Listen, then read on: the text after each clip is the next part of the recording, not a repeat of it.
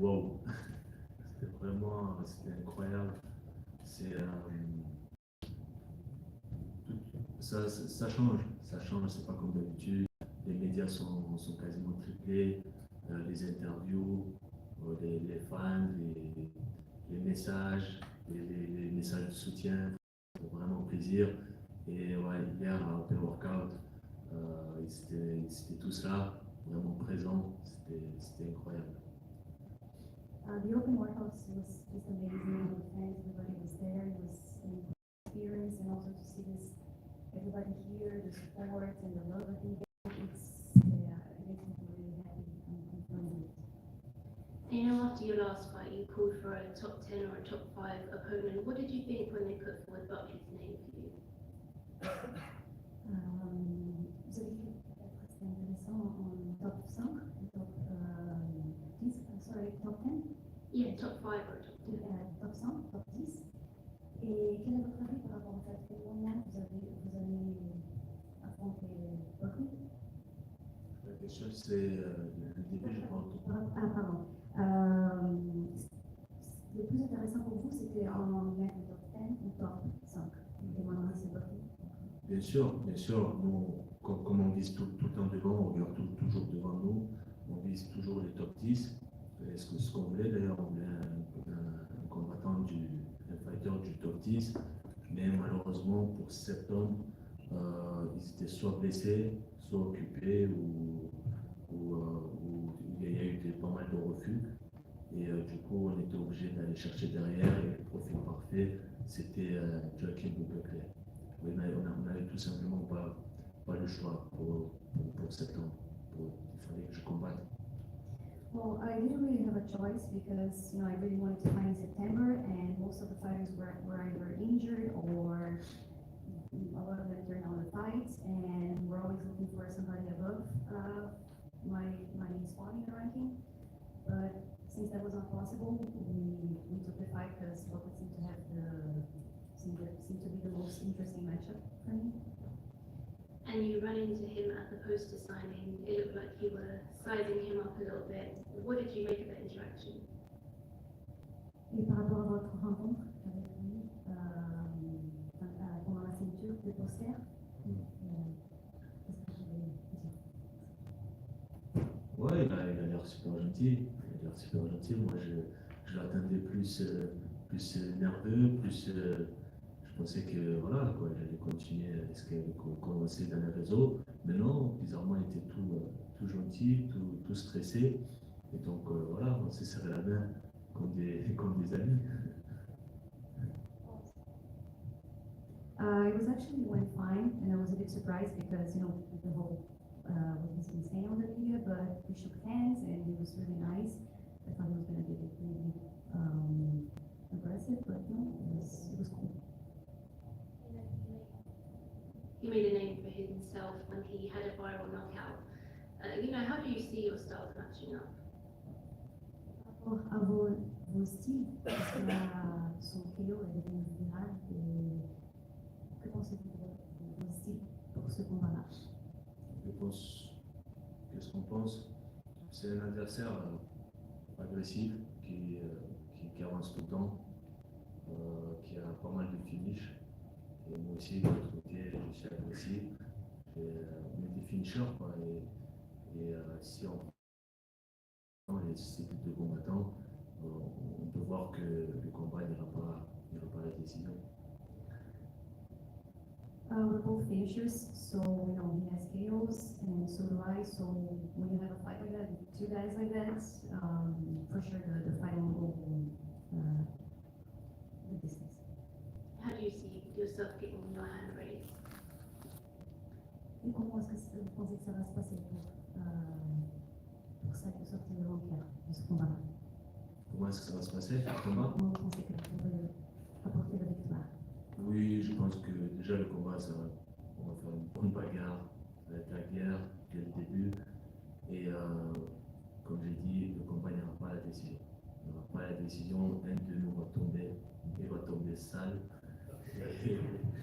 Et moi, je sais déjà qui. Donc voilà, je vous laisse. gonna be a war from beginning to end, and one of us is gonna go to sleep, and I can tell you that who it's gonna be. Thank you. Message here. There's been a bit of talk among fans about this fight being on the prelims and not on the main card. I'm just wondering if the placement matters to you at all. Par rapport à la façon de ce combat, ce sera plutôt la carte préliminaire. Et les gens étaient peut-être un peu déçus pour le fait que ce sera pas la carte principale. Quel est votre avis? Bien sûr, la déception était là. Je ne vais pas mentir au début, mais après, voilà, c'est comme ça. Rien change. On va donner du show dans les prélims. C'est pas grave. Yes, I was a bit disappointed, but it doesn't matter. I'm gonna put on a show no matter what, prelims or not. So that's it. And I believe you fought in France earlier in your career. I'm not even sure if the sport was technically legal then, but I'm just curious as to whether you see it as an advantage to fight at home, or are there distractions that you've had to deal with? Peut-être que vous avez eu des combats en France, et peut-être, c'est pas sûr que c'était légal ou pas. Et vous pensez que c'est un avantage de combattre ici en France ou pas? Honnêtement, je n'ai jamais encore combattu en France. Je combattu qu'à l'étranger. Et ça sera ma première. Et je ne peux pas vraiment savoir, mais j'imagine que, bien sûr, de combattre devant sa famille, devant son public, ça va que me faire monter vers le haut. La question, c'est si je vais avoir la pression, c'est ça? Si c'est une bonne chose pour moi. Oui, ça peut jouer peut-être. Bien sûr. Contre, si jamais Non, c'est une bonne chose. Pour moi, c'est une bonne chose. J'aime bien le public. J'aime bien quand le public, surtout le public qui va me supporter. Et non, ça va être incroyable. No, actually, it's going to be really nice. I don't see any kind of disadvantage towards that. This is my first time fighting in Paris, so you have all the support and the love from my fans. So I can't wait to fight, and I really don't see any negative aspects to it. Merci. Sourdi. Ça va? C'est vrai, toi. Ouais, super.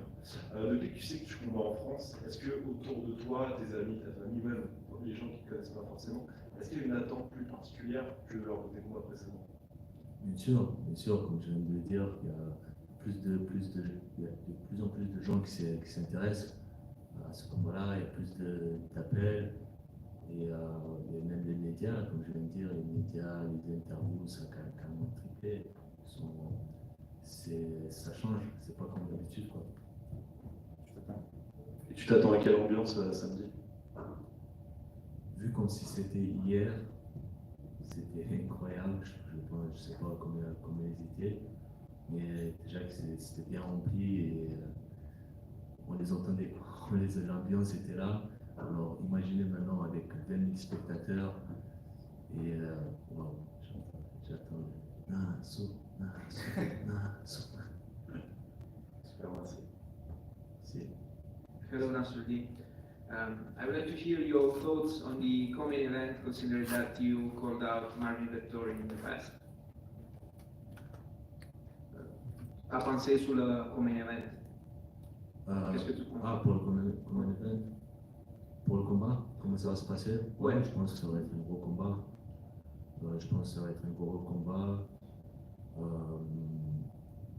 Les deux, un de l'autre côté, Whittaker qui est plus technicien, plus de fight IQ. De l'autre côté, on a Vettori qui est plus physiquement plus fort, qui ne lâche rien, qui avance tout le temps. Et ça va être un combat intéressant, deux styles complètement différents. Vous voulez me voir aussi? Oui, s'il vous plaît. Ouais, je pense que Whittaker va gagner. Whittaker va gagner par rapport à son intelligence, à son fight IQ. Je mets sur Whittaker. Mais qu'est-ce qui s'est passé avec Marvin Vettori? Parce que vous l'avez appelé, non? Vous l'avez called out. Mais en fait, il devait déjà combattre la première fois avec Whittaker. Je ne sais plus quel événement c'était 2 ou 3 mois avant ça. Et le combat avait sauté parce que Whittaker, je sais plus ce qu'il a eu. Et du coup, alors, on m'avait contacté pour remplacer Whittaker. Bien sûr, de l'autre côté, on avait accepté en journaliste, on était prêts. Et de l'autre côté, Vittori a pris du temps pour réfléchir. Et ça nous a donné de l'espoir. Et en fin de compte, il a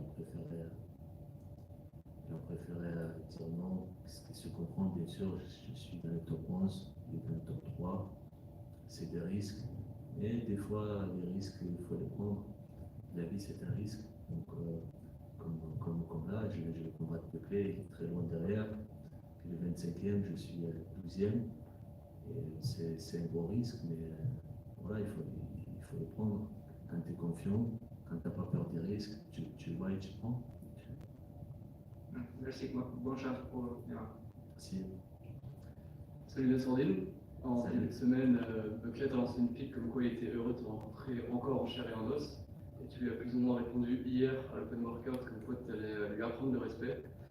Est-ce que maintenant qu'on est à 2 jours du combat, tu as l'impression qu'il y a une réelle tension entre vous ou pas du tout? Et si oui, est-ce que c'est la première fois que ça t'arrive? Non, la réelle tension, je l'aurais eu s'il serait là. Non, je sens aucune tension en fait. Dans les réseaux sociaux, tu sais, il a dit ça. Pour le moment, il n'a rien dit en face. Il m'a rien dit en face, il est tout gentil. Après, une fois que je ne suis pas là, ça parle de chaos, je vais mettre chaos, je vais faire ça, je vais faire ci. Mais non, je suis en face de toi, on est dans le même hôtel. Tu vois. Donc voilà, on va voir comment ça va se passer à la pesée. Et est-ce que tu as déjà choisi ton son d'entrée, ta musique d'entrée? Oui, c'est une musique du film de Mohamed Ali. Je ne sais pas si tu as entendu. Musique bien calme. Ça me représente un peu. Ok, merci. Salut Nassordine, Yoann Lecos pour Eurosport. Si. Ouais, Tu vas bien? ça va et toi? Ça va, Tranquille. merci. Ces dernières années, tu as vraiment évolué physiquement. Là, tu as un physique qui est plus musculeux, tu es plus sec aussi. Et même à l'Open Workout hier, tu es très rapide, même dans les vidéos que tu as fait poster sur Instagram, on te voit très rapide sur tes coups. Toi, comment tu te sens physiquement? Est-ce que tu te sens à ton top? Est-ce que tu te sens plus fort que jamais? Je me sens plus fort que jamais. Je suis vraiment à mon top. Comme j'ai dit, chaque combat, je progresse. Je suis rentré à l'UFC, j'avais 24 ans, maintenant j'en ai 26. Et j'arrête pas de progresser. Je prends de l'âge, je deviens plus mature, je prends de la masse musculaire. Et comme j'ai dit, je n'arrête vraiment pas d'évoluer. Le combat précédent et ce combat-là, ils seront déjà très très différents. Et pour compléter la partie physique, est-ce que tu considères que ce combat contre Buckley, qui est un showman, contrairement à toi qui n'a pas encore cette image-là vraiment à l'UFC, ça pourrait compléter cette partie physique? Du coup, tu es un combattant plus complet maintenant et il manque encore cette partie un petit peu médiatique. Est-ce que du coup ce combat, ça pourrait être un peu l'aboutissement? Bien sûr. Rien n'est au hasard, même si on est allé chercher derrière. C'était calculé. Buckley, c'était un adversaire parfait, il est arrivé, il est connu et c'est ce qui nous manque. Et donc voilà, le management factory font du très bon boulot. Et voilà, c'est sûr qu'on n'aura pas un top 10 ou un top 5, on n'aura pas un numéro, mais voilà, on aura cette hype-là qui nous manque. Merci.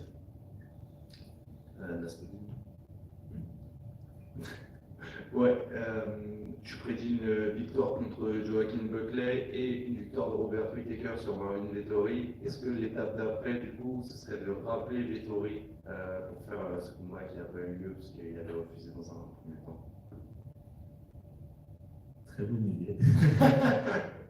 Tu vas donner une bonne. Pourquoi pas, ça a discuté encore avec mon équipe. Mais bien sûr, parce que si, je ne souhaite pas la défaite, si jamais il sera sur une défaite, c'est fort possible, parce que moi je vais derrière rentrer dans le top 10, et voilà, quand tu as une défaite, tu n'as pas trop le choix, tu ne choisis pas trop, tu vois, donc on va essayer, on va voir, mais en tout cas on va viser toujours devant, derrière. Là, c'est vraiment là, on a fait une vraie exception, parce que c'est chez nous, en septembre à Paris. C'est la première, c'est historique. Voilà, il fallait absolument que je sois sur la carte. Du coup, mais après ce combat-là, on va regarder toujours devant. Ça marche. Marine Vettori dit qu'il te reste encore un peu de chemin à faire avant de faire partie de ce club du top 5, du top 3. Toi, tu considères que tu es déjà en forme suffisamment avec le niveau pour aller intégrer ça? Je pense que il a dit que. Il a dit. parlé de moi. Non, il n'a pas parlé de toi. Je lui ai posé la question justement ce qu'il pensait de toi. Ouais.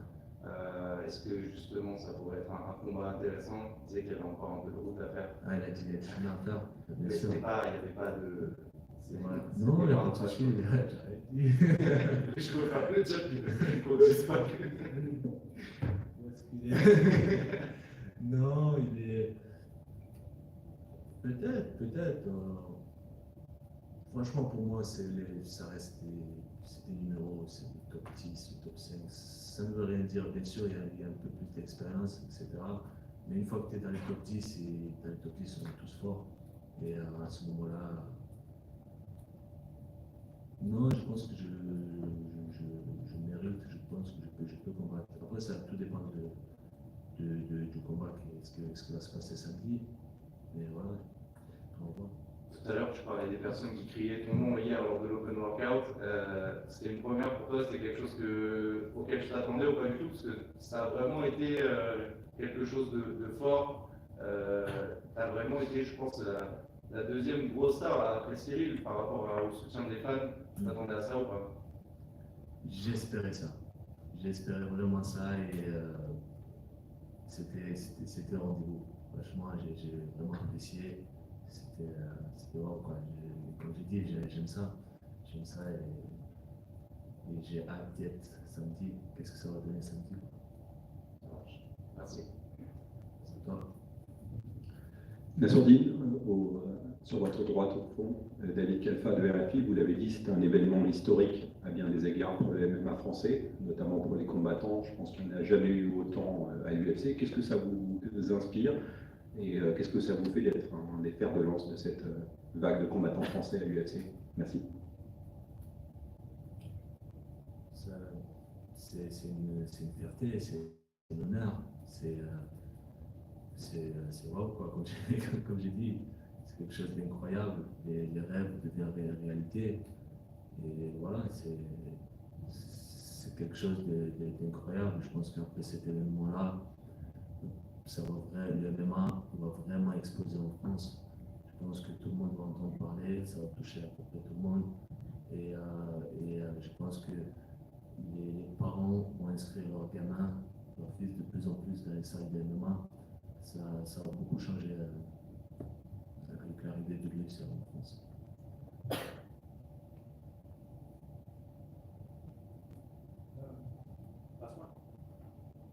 Bon, bonjour Nassourdine, Salut. tu vas bien? Alors j'ai deux petites questions vite fait. Si jamais tu gagnes, ce qu'on espère évidemment, est-ce que tu as déjà un adversaire en tête?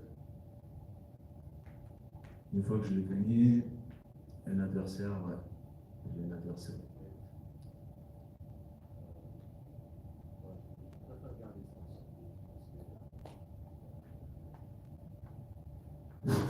Ah, c'est bon? C'est bon, vous entendez? Ouais. Ouais, j'ai un adversaire en tête, mais je préfère garder ça en surprise. Je pense qu'après le combat, si tout se passe bien, on va sortir les noms. Pas qu'un seul, plusieurs. Voilà. Ok, sinon il y aura le combat de championnat dans ta division, donc Israël Adesanya contre Alex Pereira. Est-ce que tu as un pronostic là-dessus? Oui, bien sûr. Ça va être un gros combat. Ça va être. Mon pronostic, c'est je pense que Pereira a ses chances. Je pense que Pereira peut gagner.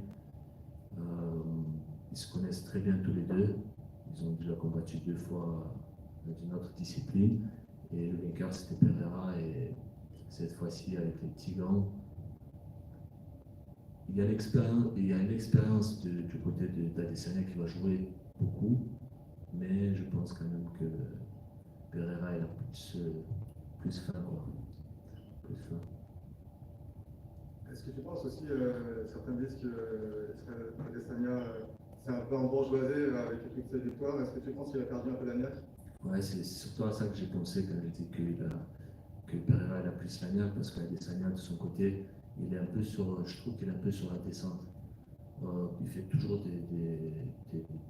il gagne toujours, hein, et c'est toujours très fort techniquement, mais tu vois que c'est pas comme avant. Il a plus cette rage-là d'aller chercher la victoire, d'aller. Et tout simplement, ces combats ils deviennent de plus en plus ennuyants, et de l'autre côté, et ça c'est dangereux, parce que derrière il y a des loups, quoi. Il y a les combattants, ils veulent tous la place, la première place, et Pereira il fait partie. Donc c'est pour ça que je pense que Lagnac, il va aller chercher la victoire. Ok, merci. Bonne chance hein, pour. Merci beaucoup. Yes.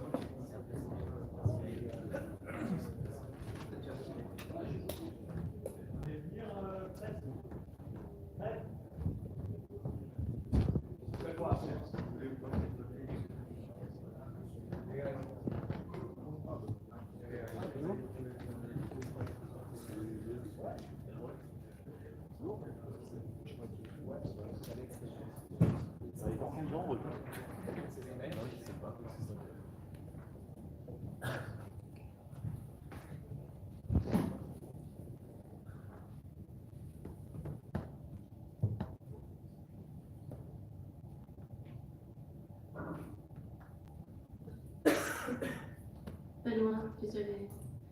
Historic event this weekend in France. Can you talk a little bit about your thoughts going into this weekend and being a part of such a historic card?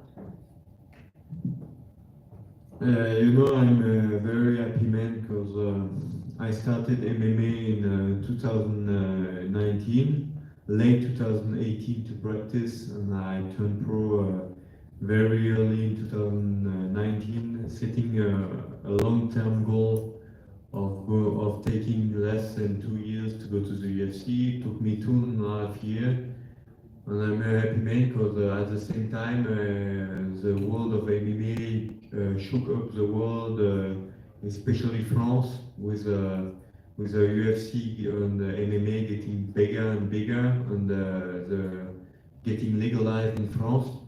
So it wasn't my fight, because I came in MMA not a long time ago, but it was a fight of a lot of people to get MMA legalized in France. So I'm very happy for all those people that have been fighting to get it there, and proud and a lot of honor to be part of this event. What does this event mean to the French MMA fans, and of course, you know, your French fellow fighters as well? MMA is now very popular for young people in France, so with the visibility of the UFC getting here and all the media being there, I think it's getting more and more popular, all age in France right now. So yeah, it's great, and yeah, for all the UFC fans in France, they are very happy about it. We could see it yesterday at the live training we did in front of the public, and I think yeah, people are going to enjoy it, and I hope it will be as big as it is in London. Definitely. And of course, you've had a change of opponent this weekend. You're now facing Gabriel Miranda. What did you think when you first heard that Christos was out of this fight? You know, I was a bit unhappy because I consider Christos as a good gatekeeper. You know, he has only been losing against top 15 or champions of the weight class, like Oliveira, Thiago Moises, Gilbert Burns, all those guys, and against he did a very tough fight on a split decision against Drakkar Klose, who just came in the top 15 of my division. So I wanted to test my skills against this guy, but you have to, you know, getting injured is part of the job. We are doing it as a professional. It's you train as much as your body is giving you the opportunity to do. So injury is part of life and it's part of the fighting life. So I'm happy that I'm not the one that got injured, and Gabriel Miranda is a tough opponent as well. So it will be a great fight. And what kind of adjustments have you had to make in terms of the change of opponent? The style are a bit different, but I had a very short camp, so I had to first off to concentrate on myself, on what I had to do to be the best version of myself I could be for this fight. And yeah, last week, the two last week, we did a big change in terms of sparring partners to get something that is getting a bit closer to Gabriel Miranda instead of Christos Giagos. And Miranda he's making his UFC debut, so did you know much about him before this matchup? We were both part of Brave Combat Federation with a good organization that the UFC is keeping an eye on, because a lot of fighters from the Brave, like Hamzat, are coming inside the UFC and are doing well. So yeah, I knew him, but I didn't watch him too much till I knew I had to fight him. I just know it's going to be the third time I'm fighting a guy that is training out of the CM system, out of Brazil. So it's great. We have kind of a club fight inside the UFC with this Brazilian fighting team.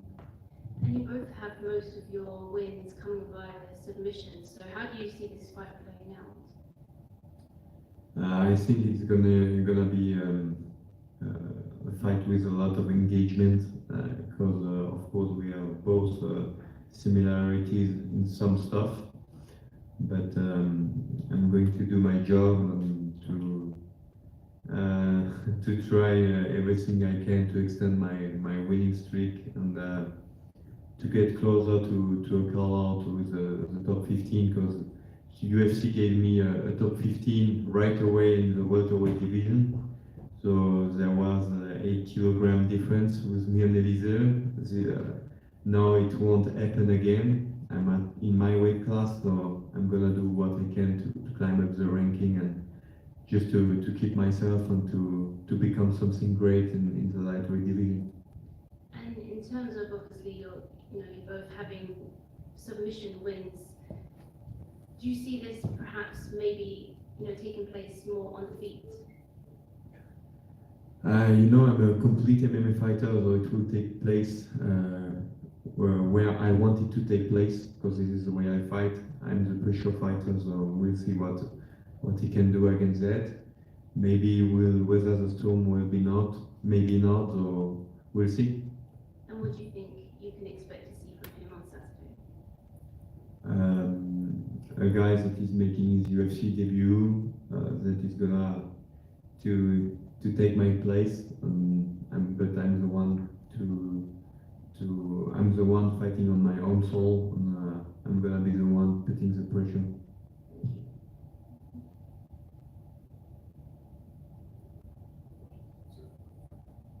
Je sais que tu n'aimes pas forcément trop revenir sur ton combat avec Eliezer, mais aujourd'hui, ça fait un bon paquet de temps que tu as fait ce combat. Est-ce que tu en ressors des points positifs? Parce qu'au final, tu as tenu tête à un très bon combattant en 77 kilos.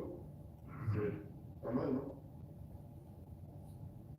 Ouais, c'est un combat qui m'a apporté beaucoup d'expérience. Je pense que je fais un très bon premier round, que je pensais prendre très honnêtement avec la pression et les takedowns. Après, les 8 kilos de différence ont fait que lutter avec un mec plus lourd et plus puissant, c'est fatigant. Étant donné que quand je fais le poids à 70, je fais le même poids que quand je combats à 77. Donc je pense être dans ma division. On savait que ça allait être dur parce que quand tu ne cut pas à l'UFC contre un top 15, bah, c'est compliqué, hein. Et Eliseu, il tape très fort, il a beaucoup de KO. Il avait droppé, pour moi, il s'était fait voler contre Salikov, contre qui il a mis 2 knockdowns. Et pourtant, ils ont donné la split decision à Salikov. Donc pour moi, c'est un vrai top 15 de l'UFC en welterweight. Et je pense que j'ai prouvé que ça allait être compliqué pour les top 15 en lightweight.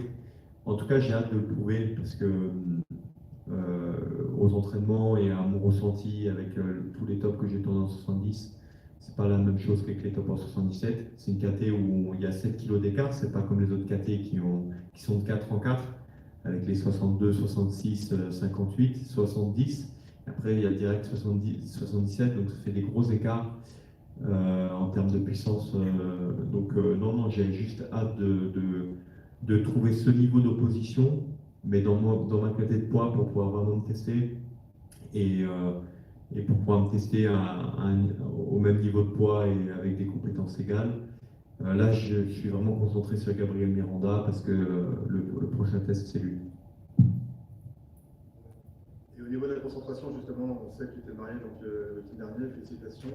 Est-ce que tu veux quand même réussir à rester concentré sur ce prochain combat? Alors, de pas que avoir eu la vie de combattant professionnel et d'athlète comme expérience de vie. J'ai été dans les forces spéciales pendant 5 ans, donc je suis capable de mettre mon cerveau off, de switcher d'un domaine à un autre. Donc en fait, j'ai switché en mode mariage pendant 72 heures et je re-switch en mode God of War quand il faut, donc il n'y a aucun souci là-dessus. Benoît ici. Est-ce que tu penses qu'avec cette soirée samedi, l'UFC, le MMA en France, du moins, va franchir un nouveau cap pour installer définitivement en fait, le MMA dans le pays? Bah, clairement, l'UFC, comme j'ai dit à beaucoup de médias, c'est le joyau de la couronne, c'est l'organisation numéro 1. Je pense que les gens qui disent je ne veux pas aller à l'UFC, c'est des menteurs. Tout le monde veut aller à l'UFC et veut y arriver à un moment donné dans sa carrière. C'est un objectif pour un combattant de MMA. Et parce qu'en fait, la visibilité que te donne l'UFC est outrageusement au-dessus de toute autre organisation. Donc, te fait passer dans un autre monde directement, même si les qualités sportives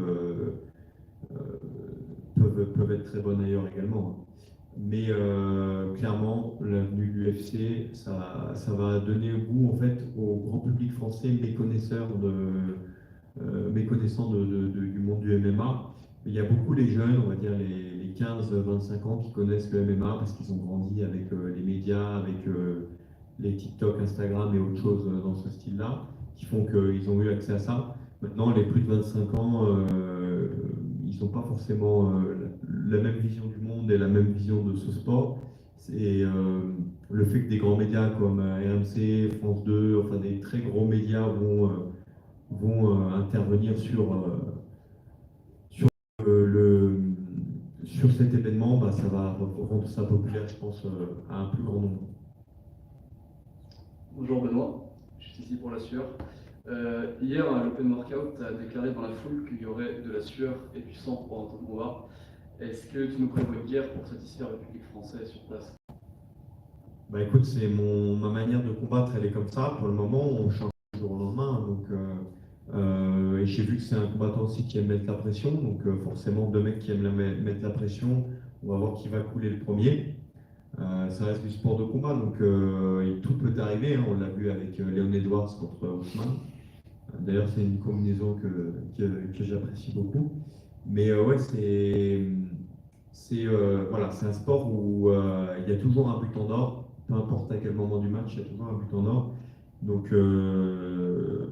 tout peut arriver, mais on a 2 styles de combattants qui mettent la pression, donc je pense que ça va être explosif dès le départ. Bonjour Benoît, sur ton dernier combat contre Stolz et globalement sur l'ensemble des combats, tu aimes aller au sol. Là, tu es un spécialiste du sol. Face à toi, est-ce que ça va te forcer à rester debout? Bah, comme j'ai dit, je suis un combattant plutôt complet. Après, effectivement, le dernier profil que j'ai affronté, c'était un pur striker où on avait identifié des faiblesses dans le domaine de la lutte et du sol. Mais il avait un bon sol, mais il n'avait pas une bonne lutte, on va dire. Donc j'ai exploité ça, ça a fonctionné, donc il n'y avait pas à changer de stratégie. Donc là, il y a, la stratégie, c'est de faire mon jeu en fait, c'est-à-dire de mettre la pression. Moi, j'aime tester les mecs dans tous les domaines, comme j'avais pu le faire contre Élisée, voir où c'est que je peux le noyer et essayer de le noyer dans ce domaine-là, hein. Je ne suis pas le meilleur striker, je ne suis pas le meilleur grappleur, je ne suis pas le meilleur lutteur, mais je suis un combattant de MMA complet qui a un bon mental. Donc je vais aller chercher la facilité là où elle est et je suis capable de me faire mal pour aller la chercher.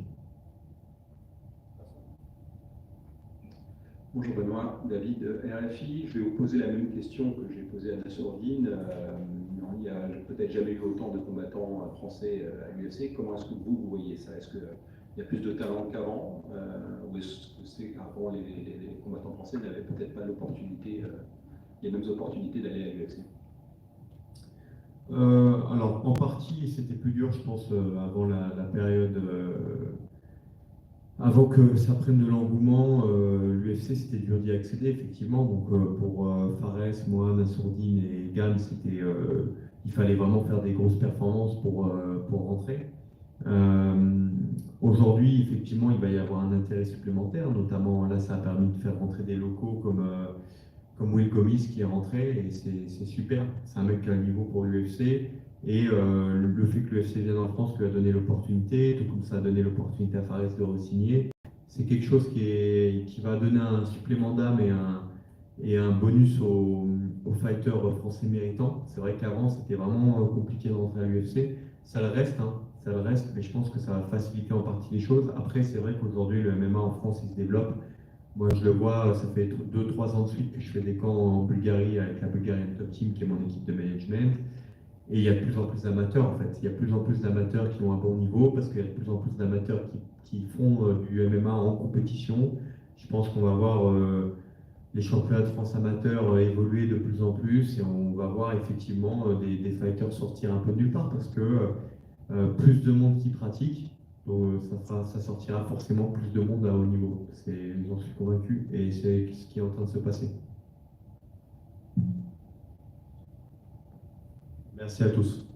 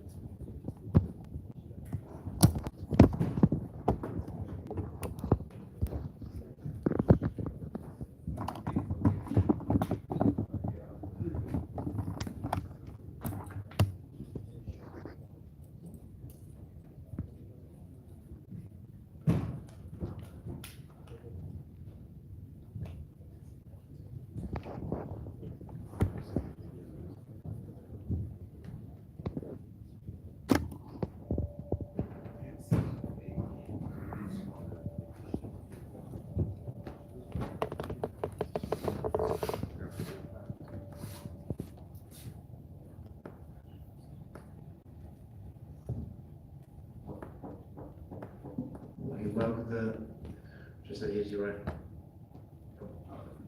first of all, how are you enjoying your experience in Paris?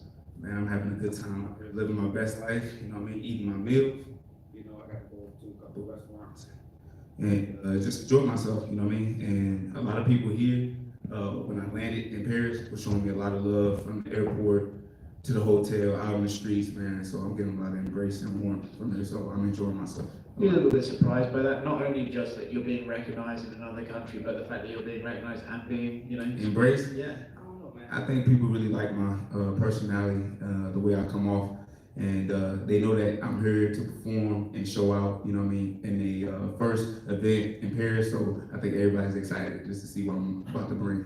The last fight as well was an amazing fight. The fans were going crazy. Is that just something that, you know, you're basically going to build your own brand off? Like, look, you can put me in against anyone, and I'm going to make it an entertaining spectacle for people to go crazy over. Yes, sir. Every single time. So what do you? Mike's a bit. What are you expecting out of this fight in particular? How do you think this one's going to go, and how do you think you're going to perform in there on Saturday? I think I'm just gonna get my hand raised, and my performance is gonna speak for itself. You know, so I don't know exactly what to expect, but I know it's gonna be exciting. Just over here. This is your first time fighting in Europe, right? So what kind of adjustments have you had to make in terms of the travel time? I haven't made much adjustments, to be honest with you. So my flight was a little later, around 6 o'clock. You know, it's like a 7-hour difference where I'm from. So I just slept on a plane. As soon as I slept on a plane, I stayed up around 8 o'clock in the morning when we landed here, and you know, I've been able to just go to sleep at night, and so I adjusted pretty well, no problem. And you know, fighting in enemy territory against, you know, a hometown guy, with the UFC being this, you know, first event here in Paris, how do you feel about being, you know, in enemy territory?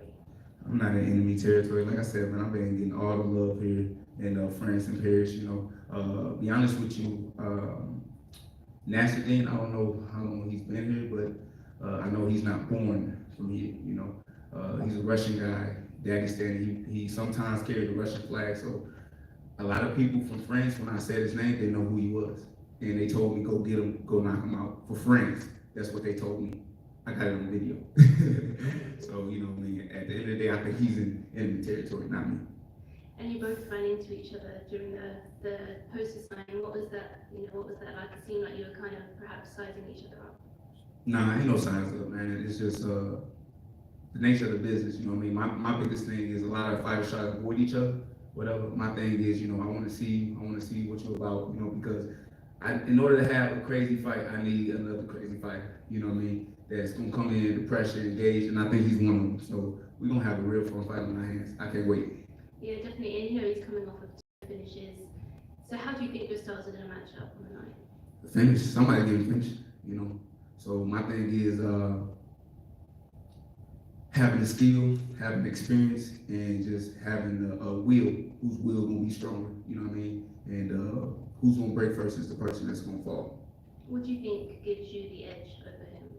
I don't know. I think my mentality. I think a lot of fighters don't have a belief like I do. Some, it's like a 1%. You know what I mean? Shout out to Leon Edwards. You know what I mean? Like non-stop and always fighting until you get your opportunity. Like I feel like you always got a chance in the fight. Even if you lose, you always got a chance. You know what I mean? If it's 1 second left in the fight, you can always win as long as you continue to fight.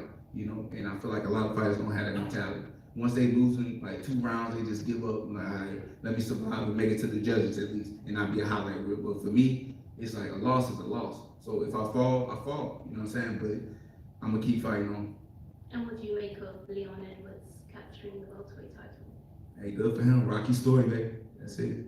Is that the kind of story that perhaps inspires you at all? Of course. I'm on the same mission, just like him. So he accomplished his, I need to accomplish mine. And you know, you're on a 3-fight win streak since your loss to Alessio. You know, what can you put that success down to? The layoff that I got against Alessio. I've still been one of the most active fighters since being signed in 2020 with 8 fights, 5 and 2. You know, majority knockouts before knockouts here in the UFC. But that layoff that Alessio gave me was good because I had to get my schedule together because I wasn't training full time. And I'm still trying to figure things out with my coaches and gym, and then, you know, taking care of my grandmother and stuff like that. So once I got the schedule together and I got, you know, my solid foundation back home, everybody was working together to allow me to be able to leave to Michigan to go train. Yeah, I'm a problem now. And you both, yourself and Nasruddin, both see this being a war on Saturday. How do you see yourself getting your hand raised? Like I told you, I can't really predict necessarily the outcome, exactly what's going to happen. You know what I mean? I would like to call myself Mystic Manson, but I ain't got that type of power. But whatever he gives me, whatever openings that he shows, I'm going to expose and I'm going to take it. you know, so, but I do see my hand getting raised at the end of the day. Walking back here. I asked him this question as well. There was a fair amount of chatter online about this being a prelim and Chat. you know, what were your thoughts on being on the prelims? Were you disappointed at all? No. Like I said, to Brian, once I found out, cause they was like, bro, you gonna be on the main card. It's just like, they switching up the lineup. I'm like, nah, I'm on the prelims. They posted, they put it up there, I'm on the prelims. But my thing is, I'm not disappointed because I'm in a place where I get to enjoy myself. So once the fight is over with, I get to just sit back and relax.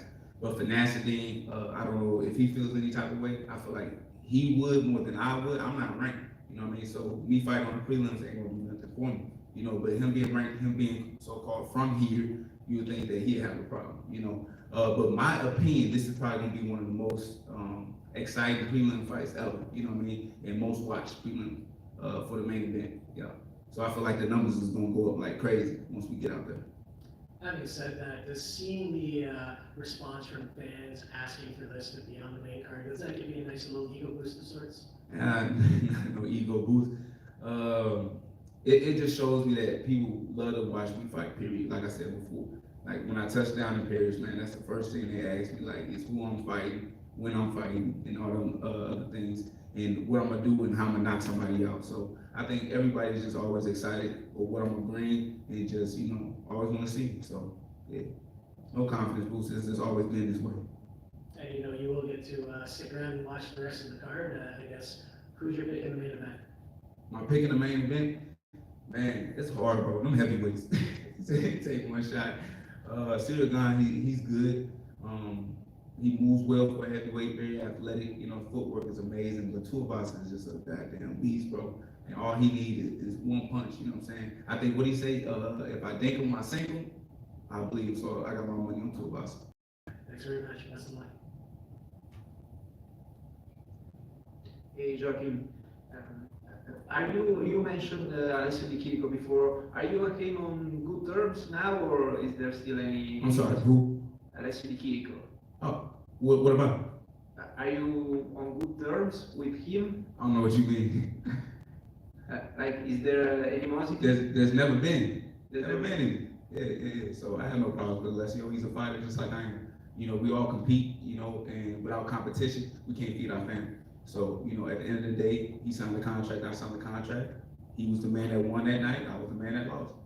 That just is what it is. You know what I'm saying?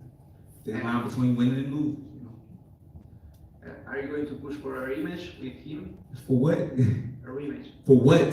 That's what I'm asking. Why? I'm asking you why. I don't know. Perhaps, you know, due to the defeat. Because of the defeat? Yes, sir. No, that's not how it works. You know what I mean? We climb up, and if because he lost too, right? And the dude that I beat, he lost to, he got knocked out. So we just got to climb up the ladder. And if we meet in between, then that's cool. But I'm not going to just pick him out of everybody.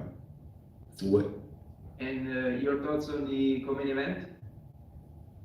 Who the co-main again? Sorry? Who is the co-main again? I'm sorry. Robert Whittaker against Marvin Vettori. It doesn't matter. I don't think they're going to go anywhere. Whoever wins is going to be in the same spot, unfortunately. Thank you very much. Okay. Nasruddin told us that you were nicer in person than on the socials. Just referring to the hand that you shook with him when you met at the hotel after trash talking on Instagram. Yeah. What you want to respond to that? It's nothing to respond. It's just like, I met you, I see you. It's how I feel, and you heard what I felt. So if you felt some type of way, you could have said something. Well, Seconde would have had to say it for him. You know what I mean? But at the end of the day, like, we gonna get our moment where we gonna fight. You know, I'm here to promote the fights as best as I can in order to try to be on the main card.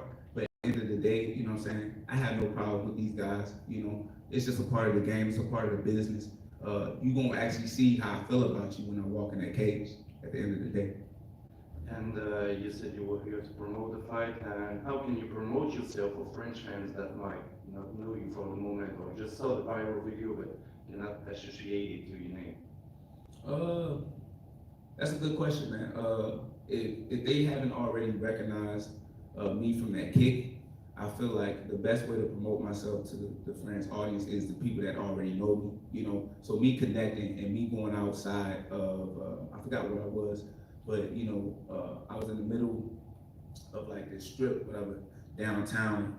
I wouldn't call it Paris, but you know, I was downtown near the hotel, and I got a lot of embrace and I got a lot of love for people just migrating, just for me watching me hit pads. You know what I'm saying? And that alone will get people talking because they know who I am.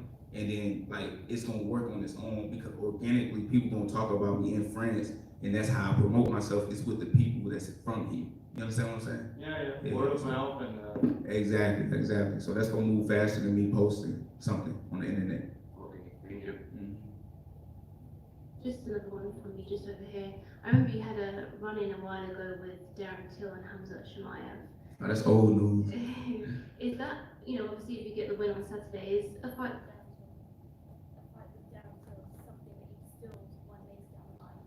Be honest with you, anybody can get it. Darren Till looked real appealing to me only because he hasn't had a fight in a while and he was trying to come back, and I thought I was the perfect matchup for him because I wasn't ranked. You know what I mean? A lot of people thought my style anyway would complement his, and you know, I thought it would just be a great opportunity for him to have a comeback fight, you know. So I said, why not? You know what I'm saying? Put myself up in position in order to get that fight, but he didn't want it, you know. And that's the one thing for a matchmaker is the hardest thing is to get fighters to say yes. The UFC has gave me every fighter, and I've accepted it. I haven't declined not one fighter, period. I know you said that running was old news, but how do you see Hamza Shemaev doing against Nate Diaz? I feel like Hamza more likely is going to win that fight, but you can't count Diaz out. You know what I mean? Definitely, if you can't knock him out, you know what I mean? He's going to continue to fight, continue to walk forward, and if it's a 5-rounder, which I believe it is, Hamza, you know what I'm saying? He better try to get that fight done early. Thank you. All right, appreciate it.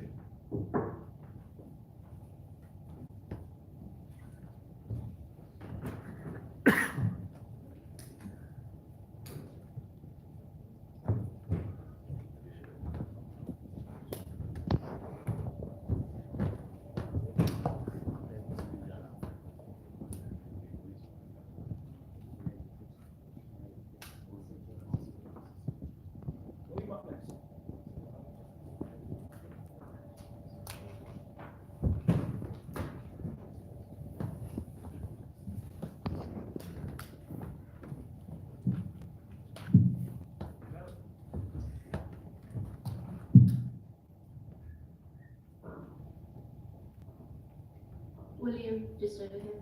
Hi. First UFC event in Paris. How much does it mean to you to be on this card this weekend? I'm very happy to be here, and I'm in the main card. For me, it's not nothing. I'm ready. I'm happy to be here. You had a great response from the French fans at the open workouts yesterday. How was that experience for you? Yeah. My French fans want to KO, and I'm ready to do this. And of course, you're making your UFC debut, so could this be any better for you to be able to do it in France? Elle est où la traductrice? Donc c'est votre premier combat de l'UFC. Qu'est-ce que sont vos attentes? I just want to do a big fight. I want to do a masterclass because I have 4 fights in my contract, and I want to do big fight for this fight. And how did this come together for you? How did you come to be making your UFC debut this weekend? Comment tout se passait? Comment vous êtes là maintenant? Vous allez faire votre premier événement ici, I feel good. I feel good. This week is a very good week. I saw all the fans in the open workout. I saw a lot of media. it's not in my habit, but I'm okay with this, and now I'm okay with the fight. And your opponent, John Arians, is also making his UFC debut. What did you think of him as an opponent? Et c'est le début de votre adversaire aussi. Quel est votre avis? He is a good fighter. Arians, it's a good fighter. It's a good striker. I think we can do a very big fight, and all the fans will be happy. You train at the MMA factory with Sirogan and Nasruddin. What has the run-up, the lead-up to this event been like with the guys at the gym? Vous vous entraînez chez MMA Factory.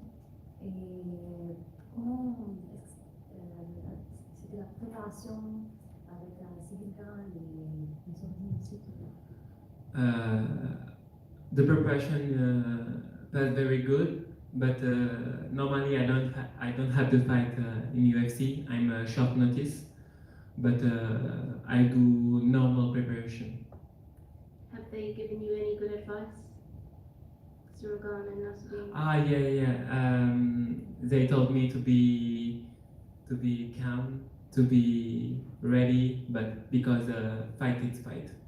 It's like everywhere. We have to do what we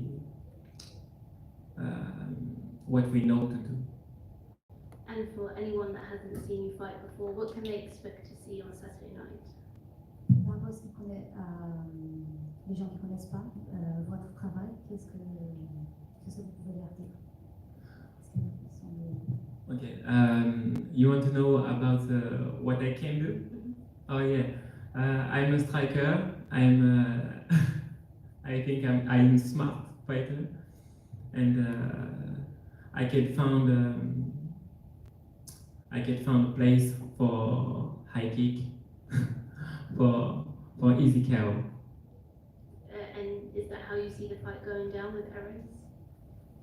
Vous pensez que c'est ça que ça va se passer? Yeah, I'm sure.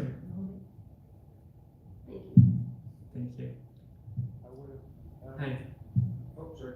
Prior to this matchup, have you ever heard of John Arians before? Do you know who he was? Avant ce combat, oui, par rapport à Ares.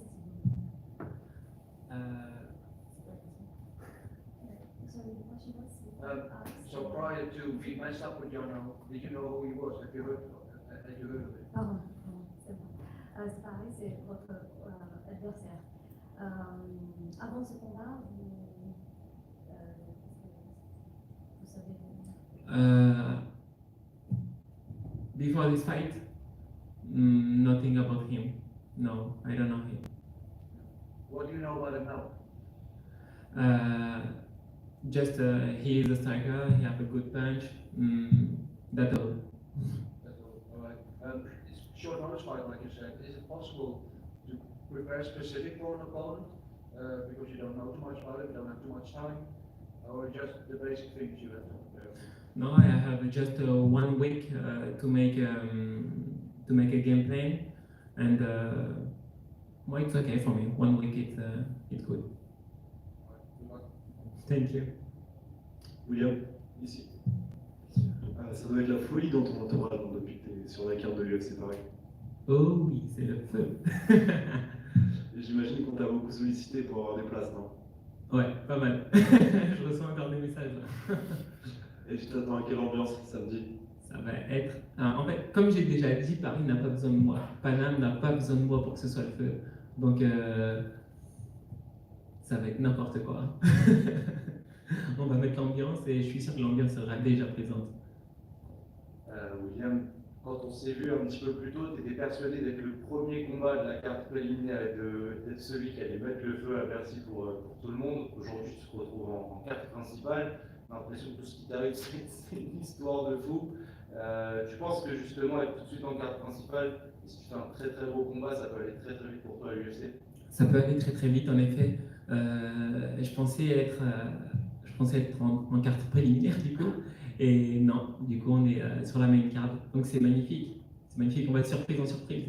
Pas de pression justement sur le fait d'être en main card, c'est plus, ça donne encore plus de force? Pas de pression, je suis juste prêt et j'ai juste hâte là dans des coups. Ça marche, merci. Merci à toi. So you were already prepared for a fight before this fight, right? But not on this card. Yeah, not on this card, no, Not on this for card. RS. Yeah. So like your opponent was also short notice, but he wasn't in camp. So do you think you have a big advantage with cutting weight and everything in this fight on Saturday? No, I think, yeah, I think I have advantage because I'm already ready. Yeah, I think it's a big advantage to be prepared. And then you probably seen footage of your opponent. What else do you see in this game that you can exploit? Des points faibles par rapport À mon adversaire. à son jeu. I think he comment on dit point faible plutôt? His weaknesses. You don't have a lot of weaknesses, I think, but I'm just better fighter. Yes. Thank you. William here. Right. So we hear much about octagon jitters, the nerves going into a fight in the UFC for the first time. How are you feeling this week in terms of your nerves, the excitement? No pressure. I just feel good, and I'm happy to live this moment. I'm just happy. I'm someone very, very cool. Good stuff. And your Aries FC opponent and now your opponent in the UFC, were there similarities between them? Was it easy to transition from one to the other? Vous voyez des similarités entre votre opponent chez Paris? Mon opponent Ares? No. My opponent in Ares, it's little. This guy is big. He's more faster. No, he is a better fighter. All right. Thanks very much. Thank you. Bonjour William.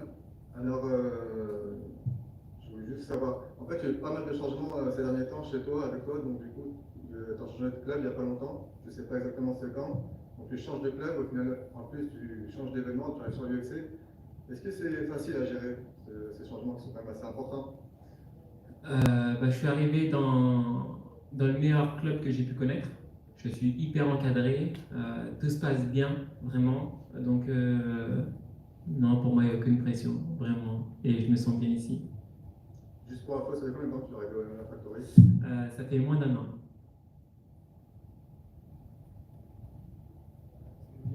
Salut. Salut William pour la sueur. T'arrêtes pas de répéter que t'as aucune pression, mais là c'est la première fois que tu vas combattre devant autant de supporters, donc il y aura des milliers de personnes qui vont scander ton nom, t'applaudir, etc. Ça pareil, ça te fait pas de pression, au contraire ça te motive? Ça me motive beaucoup. En fait, le truc c'est que j'ai vu à l'open workout de hier que le public en fait était tellement chaud qu'en fait ils me transmettent leur force. Du coup, autant dire que l'open workout m'a aidé en fait, vraiment. Ils m'ont transmis leur force et je me suis dit mais en fait c'est pas de la pression, c'est que de l'amour. Et voilà. Salut William, Johan de Cause pour Eurosport. C'est vrai, comme on dit depuis tout à l'heure, tout s'accélère très vite en ce moment pour toi. On parle du passage au MMA Factory, passage à l'UFC maintenant, tout ça à très jeune âge. On dirait on répète partout que c'est surprenant. Pourtant, toi, on a l'impression quand même qu'il y a un gars qui te suit avec une caméra. T'es bon médiatiquement, t'es souriant, tu passes bien la caméra. Finalement, t'es quand même quelqu'un qui sait ce qu'il fait. Oui. Tu sais, des fois je souris tellement que des fois je peux paraître bête, mais je suis pas si bête que ça. Et c'est vrai que ça va vite. On peut dire juste que l'âge c'est qu'un numéro, et au final je pense avoir la maturité pour être là. Merci à toi. Bon, tu connais le roster de l'UFC dans ta division. S'il y a un combattant que tu devais affronter, que tu aimerais affronter, ce serait qui? Tous. Je les veux tous.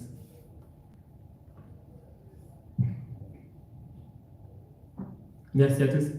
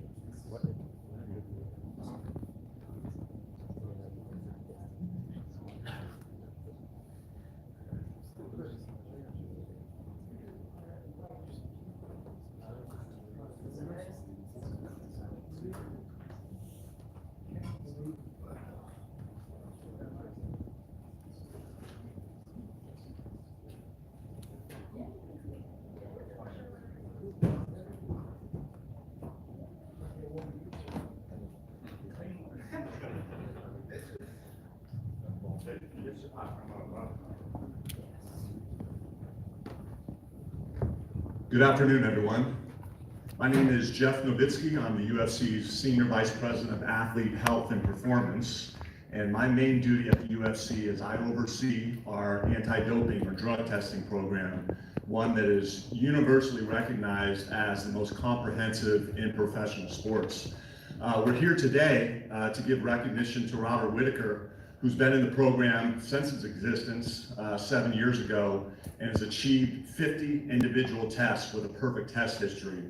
A few years ago, we started giving this recognition for situations just like this, so we can go into a town, into a country, and tell people about what these athletes go through to show the world that they're clean. This is very much an international program. Rob's a perfect example of that. In Australia, the United States Anti-Doping Agency, or USADA, runs our program, but they contract out with other national anti-doping authorities. USADA, Australian Anti-Doping Authority, tests Rob most of the time. Here in France, we actually have an AFLD, France's National Anti-Doping Authority, make collections from our French athletes. They'll actually have a presence at our fight on Saturday. In terms of Rob, I like looking as I give these presentations to how these athletes has performed, and I don't think there's any doubt. You look at his success that has come under this program, and he was the interim middleweight champion. For 7 years, he's been fighting at a championship level, still is, all the while, showing the world that he's clean. The real strength of this program is that these athletes are subject to testing 365 days a year, literally 24 hours a day. It's no advance notice testing, so the athlete doesn't know in advance that a tester's coming. The UFC doesn't even know in advance that the tester's coming. And when you put together over a 7-year period 50 perfect tests, I don't think there's a better example of a clean athlete. I spent prior to coming to the UFC, I actually spent some time in this country. I was a federal agent in the United States and actually investigated professional cycling here, specifically Lance Armstrong and the U.S. Postal Cycling Team. And I don't think there's any doubt of what came out of that investigation, probably the biggest fraud and cheater in the history of sports. Well, you can't say that about the UFC athlete, and you can't say that in any way, shape, or form about Rob Whitaker.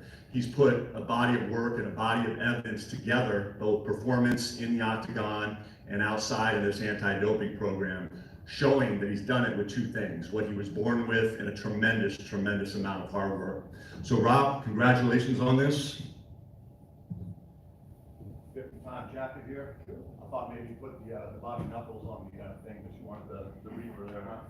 That's nice. Yeah. Looks great, my man. Congratulations and thanks for everything, man. Really appreciate it.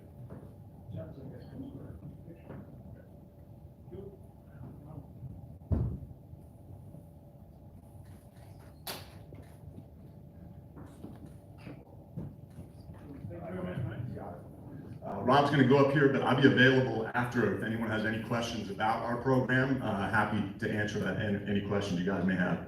Thank you.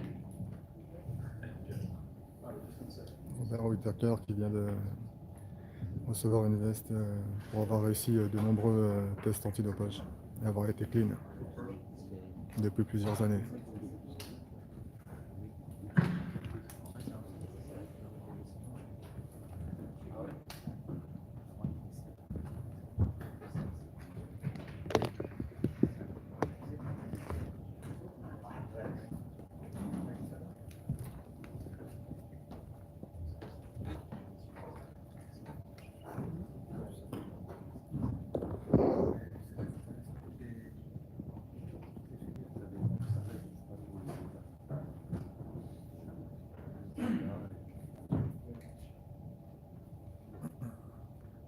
Well, congratulations on the new jacket. Curious what that means to you and what it means to your legacy to be able to say, look, 50 tests, no issues. It's just another feather in the cap. My dad always told me if you have to cheat to win, don't play, and I've stuck with that my entire career. It's cool to be recognised for it. I know that over the last couple of years you said, well, I want to start picking this job and its uniqueness to good use and travel the world and fight in places I've never been. So I'm curious how your experience in Paris has been so far.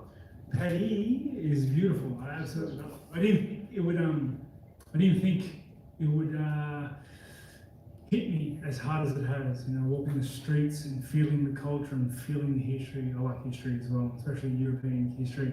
Big fan of Crusader Kings. Yeah, it's unreal. It's unreal to be here and to witness it. You can see it everywhere. Now, I know neither of you are from here, but Marvin Victoria is a European. Do you feel like you're playing the bad guy role, or do you think you'll have enough fans to smooth that over? No, I'm sure I'll have one or two mates in the crowd screaming for me. Europe's a big place. I'm pretty sure they all hate each other. So it's I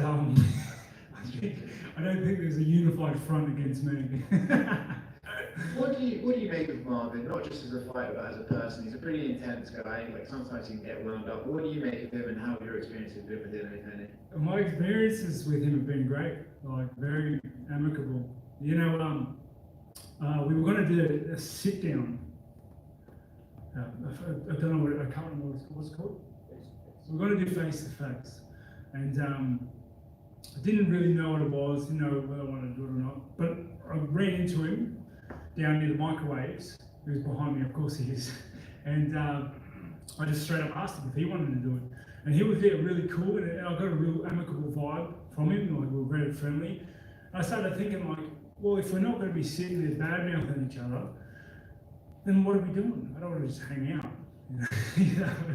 So yeah, so I just left that. So if I can get to it, because I think he thinks I stood him up, which I did not. But as a person, I don't know him. I don't know him. He's just the name that was given to me in the contract to fight. He's a dude in the top 5 I haven't beat, and yeah, I think beating him looks good. He was in here earlier. He didn't mention that he'd stood him up. But he did say that he feels he's improving as a fighter and you are not, and that he's hungrier than you are at the moment, at this moment in your careers. I'm curious what your take is on that. He's wrong. I think I am improving. I like to think. I think there's hard facts to prove that I am improving. I think the wins behind going up is hard evidence that I'm improving. I think the way that second fight with Adesanya went is hard evidence that I'm improving. So I think I'll get better. All right. As for hunger, I know why I'm in the game. That was a whole big thing I did at another stage. But I know why I'm in the game. I know why I want to win. I know why I want to beat him in particular. I know why I do what I do. And yeah, there isn't a doubt in my mind of why I'm getting in there with him on Saturday and why I'm going to leave it all in the octagon. How do you see the fight itself playing out? He said that you won't be able to grapple with him, but you'll probably try, but he doesn't think that's an area of strength for you. How do you see the fight going? Do you think it'll end up in the grapple? Do you think it'll be all over the place? How do you see the fight playing out? He wants to turn it into a dogfight. He wants to turn it into a barroom brawl. That's his fight style. Get up close, push up against the fence, box you up, take you down, wear you out. That's what he does. I'm very different. I'm in and out. I hit hard. I hit fast. I'm technically better than him, I believe. I think I'm going to hit him too much. I think I'm going to be too much for him. I think he's underestimating how good I am, how fast I am, how hard I hit, and yeah, I think that'll come out on Saturday. You mentioned how hard you hit. You do hit hard, but it seems like he's got a head that's pretty good for taking punches. Do you have to sort of think to yourself, well, I can't just guarantee I'm going to finish him because I've seen other guys like Paulo Costa smack him. I've seen Israel hit him a bunch of times and he just doesn't seem to go anywhere. Is that something you have to take into account? All that means is that I get to hit him more. It's a bonus in some ways. And yeah, I don't know if it's a good thing being able to take that many shots when someone's throwing them. I'm happy though. I'm happy for the challenge. He's got a hard head, and I've been working on me one too. So I look to put that to test. Well, so for me, what's the stakes of this fight, right? Obviously, both of you have a history with Israel. Do you kind of at this stage have to look at that fight with Alex and think, well, hopefully there's a new champion so I can get this title shot and get back to the belt? Or do you think, well, if I just keep knocking off the contenders, Israel will have to fight me eventually? Yeah, I'm not really thinking about it, to be honest. My calendar only goes up to Saturday. And the only thing that I know is that I'm going to be fighting Vittorio on Saturday, and I'm going to leave it all there. I'm going to give him the best Rob Wicker that anyone's ever seen. Right here. I know you said your calendar only goes up to Saturday, but I'm immediately going to ask you something about that. There was talk about a light heavyweight move. How serious are you about contemplating that? I feel like that got taken out of context a little bit and blown out of proportion.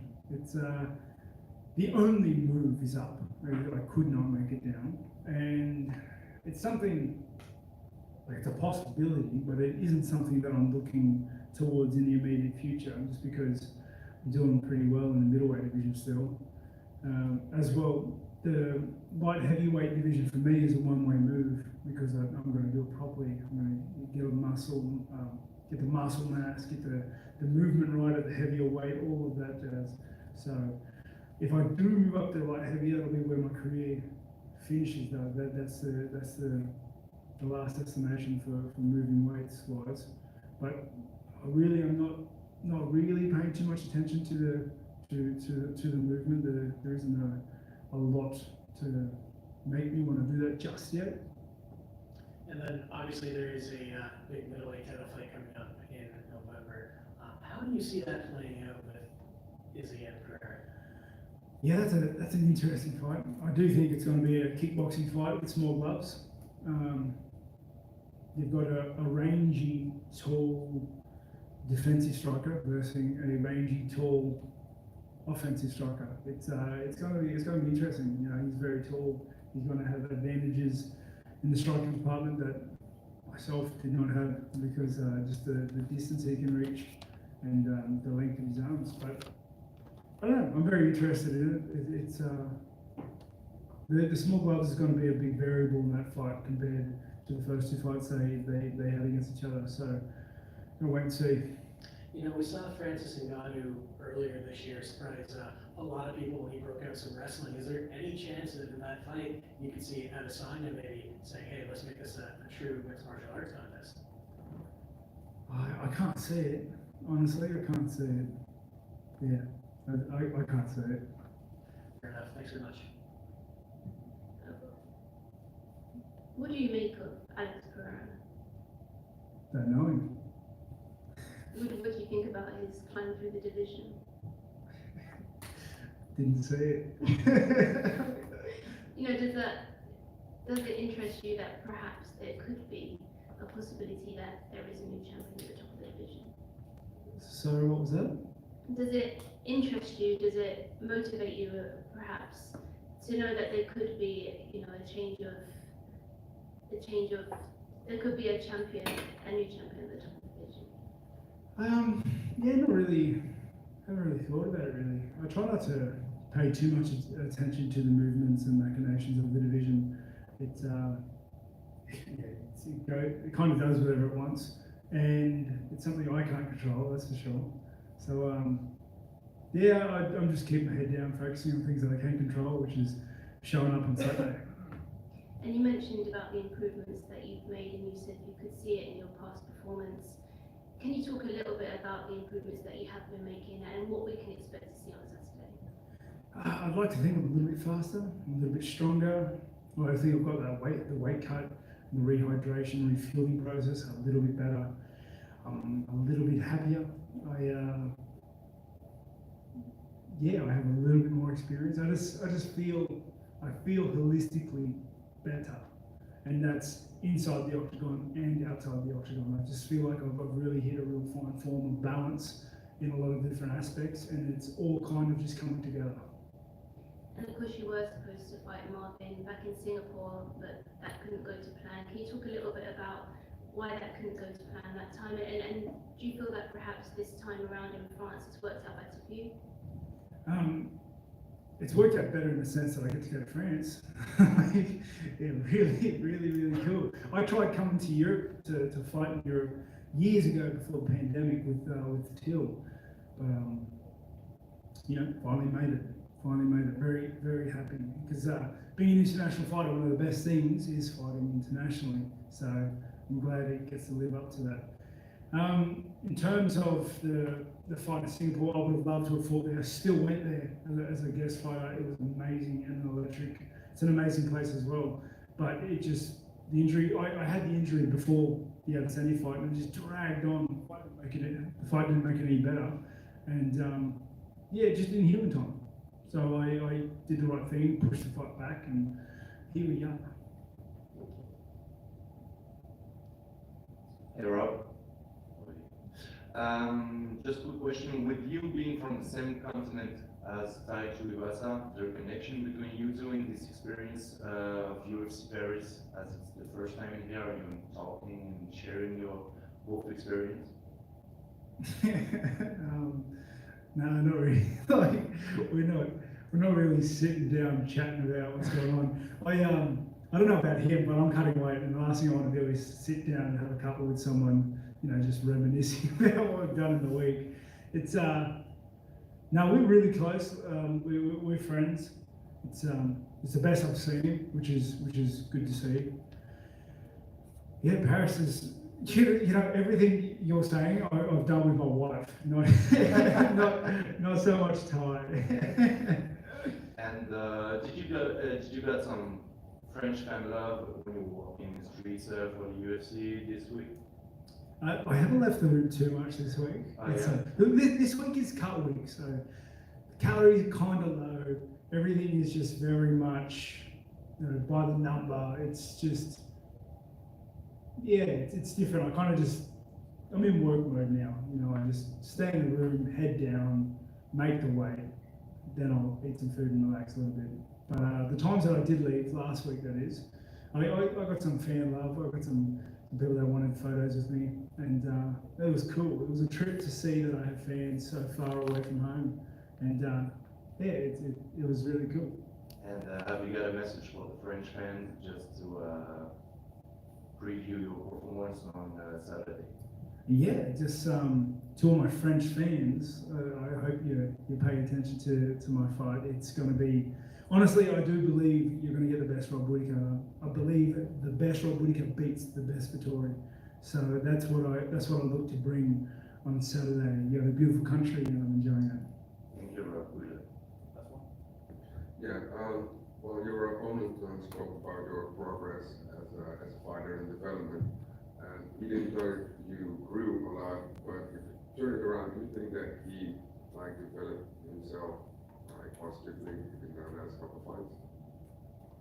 Hold on, what did you say about the growth? Did you say I didn't grow? He said that he grew and that you're... Oh, he grew and I did not grow. Yeah. So the question is, what do you think about his skill set? Do you think he grew or... Oh, I think, yeah, he's...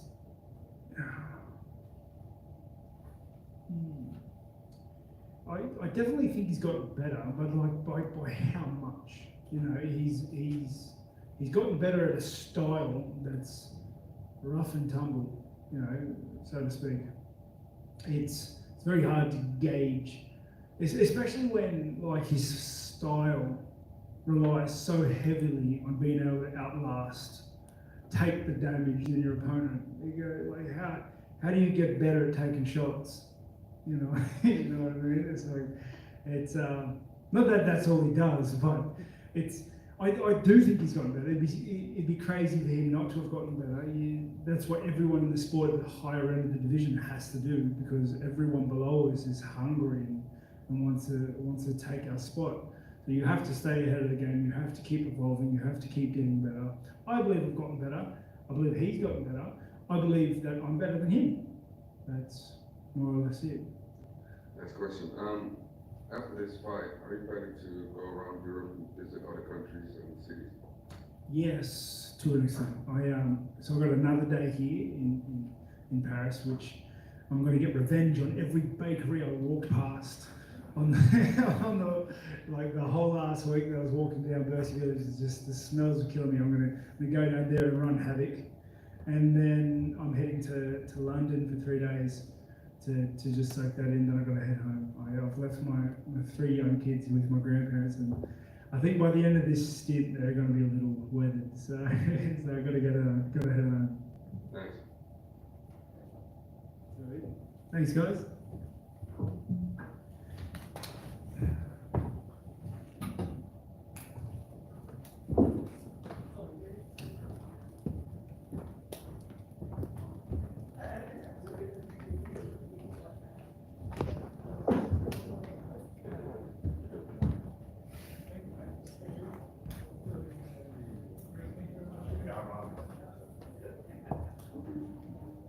Anyone does have any questions for Jeff, you can bring them back later. Just let me or my colleague know, and we'll bring it back to answer questions about the anti-doping program.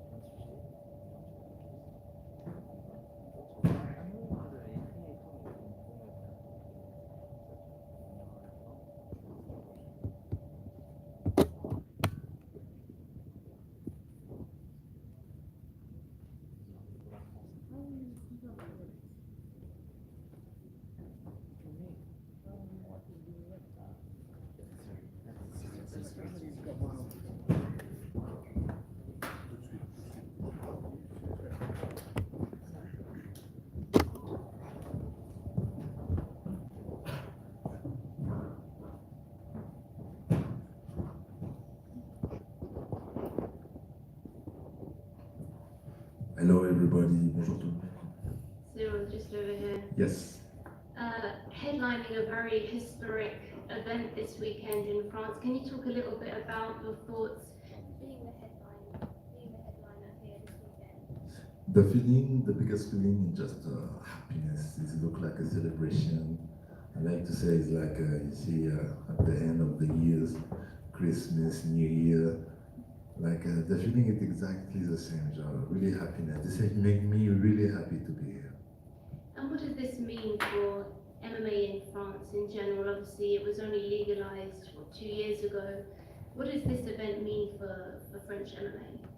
Means a lot, a lot. A lot of fun, a lot of people, a lot of fighters winning this from a few years. Like, so today we are really happy to have the UFC in Paris, and I think the UFC are happy to be here also. And you took the time to speak to the fans and take some pictures with the fans at the open workout yesterday. What's been the reaction from the fans and the buzz surrounding this event this weekend? I didn't expect this kind of audience, really. It was a big surprise, and I'm so happy to have this kind of fun. Really, I'm really happy, and I can't wait for Saturday. And you're taking on Tai Tuivasa. What do you think of him as an opponent? He is really dangerous, and everybody knows this, and he proved it. He's on a good run. He finished every opponent. He is really dangerous on his striking, so I must be focused. And he's coming off of 5 big finishes. But what do you think gives yourself the edge over him?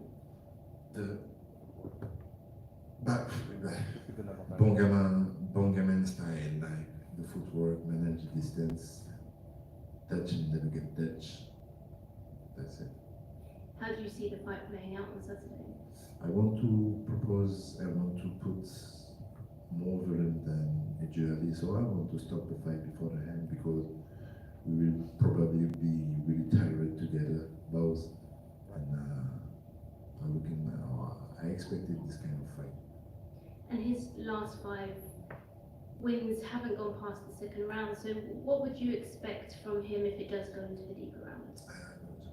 Il a fini ses 5 derniers combats au premier round. Donc voilà, c'est vraiment... Comment il va pouvoir faire?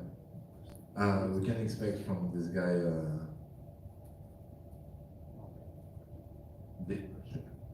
like to do usually big pressure, land really more punches. Like he is really good on it. Like a lot of people compare him with Derrick Lewis, but it's not exactly the same. He can land more punches, make more pressure, more conditioning also. So that's why I think it's dangerous. And with the win on Saturday, where does that put you in the division? What are you expecting to be next for you? The next for me, at first, Saturday. Saturday, what's happening with if after Saturday, if Saturday I win, after that I'm looking for the bet, and because everybody know it was really close with Francis for the belt.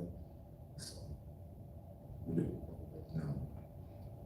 And if you get to run that back with Francis, what are the takeaways that you took from that last fight, and how would you improve the second time around? Maturity on the, you see, I win every fight I did, and I was really on the flawless line. Not because it was easy, but you are on the flawless. The loss put you some question in your head, and you must to have some answer. So this is put more maturity on your head. And last one from me, with John Jones expected to return at heavyweight, perhaps against Stipe Miocic, where do you think that fight, gets put in the division, and how do you see that unfolding? Oh, I think every fighter in this is happy to have John Jones in the category, because Jones is a GOAT, is a real GOAT. So to have him in the division, I imagine if tomorrow I'm fighting against him, probably it's gonna be really crazy, really hype on the fight. So more money, everything with this, you understand? So I'm happy to have him in the division. When you were starting your career fighting in Canada, how certain were you that this day would come, that both France would legalize MMA and that you would get to headline a card here? Au début de votre carrière au Canada, vous pensez-vous que ce serait possible d'être ici par rapport à la légalisation de l'MMA en France et tout ça qui s'est passé? No, we didn't expect that. So of course, that's really that makes sense. And yes, the legalization there are 2 years. 2 years ago, now UFC. Before UFC, we had already some league, like, and now we can look some league burn, like arrest every month. So this is it. The French fan, the people in France, to have an education on what is the MMA. So now we are a country of MMA for sure. Now there are no question on now it's too violent. No. This is a past now. We are a real country with a big fighter in MMA. I prove it. Francis also, and Nassoudi and William Gomez today. We have a lot of good fighters in France. For you, does this fight week feel any different? Are you more excited? Are you more nervous? Is there any change from a normal fight week? This looked a little bit like a normal fight week because we did some choice, like I cut with my family, but I live just close to here, about 10 minutes. But we did this choice, like I'm gonna cut, and like that is gonna be like usually. And no, the big difference is the jet lag. I'm so happy to. that's really more comfortable, really. No jet lag, I love it. The last one for me, would you have preferred to have the Ngannou fight here? Would that have made it a little more special? Je suis pas sûr. Ce serait plus spécial d'avoir eu le combat avec Ngannou ici au lieu de. This is a good question. I think I don't have a good answer. Probably the fan. Yes, it would be crazy to have a fight with Francis Ngannou and more for the belt, but it was also a good experience in LA. So no, I don't have a good answer for that. Thanks very much. That's So, much. Cyril, is it Regarde, c'est moi.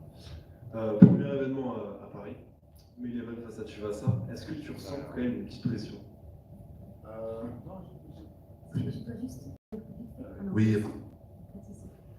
This is the first event here in Paris against SUIVEZ. Is it a pressure? Do you feel any kind of pressure? Non, j'ai la chance, maintenant vous me connaissez un petit peu, j'ai cette aptitude à ne pas être vraiment stressé par quoi que ce soit. J'ai le bon stress de l'avant-combat pour pouvoir bien faire les choses, pour être vraiment dans une extrême... Non, ça m'a pas plus de stress que ça. C'est vrai que c'était la question qu'on se posait, parce que c'est toujours c'est nouveau, donc nouveau, place au doute. Et là, pour le coup, non, je ne sens pas plus de stress. Pas et... Ah non, non, non.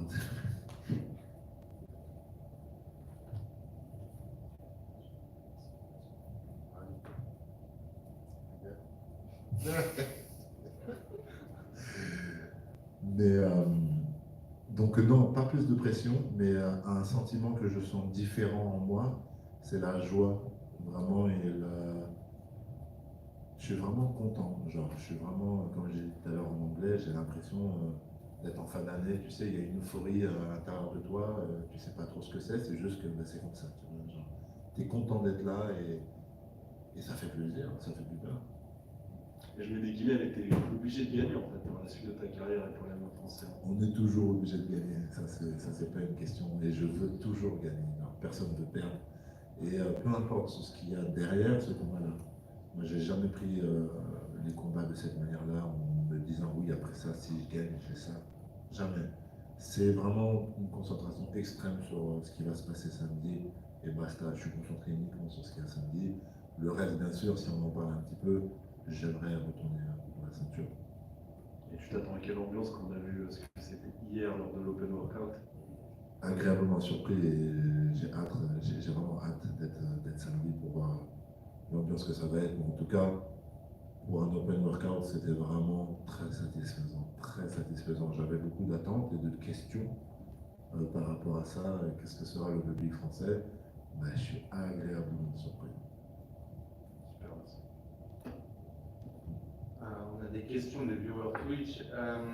Tu parlais de John Jones, que c'est une bonne chose qu'il puisse revenir dans la catégorie. Il y a pas mal d'incertitudes sur la ceinture de champion chez poids lourd aujourd'hui. On ne sait pas vraiment ce qu'il en est de Francis Ngannou. Est-ce que tu penses, si tu gagnes samedi, la prochaine étape pour vraiment marquer le monde du MMA et faire correspondre vraiment mondialement et au-delà de la France encore plus, ce serait d'affronter John Jones?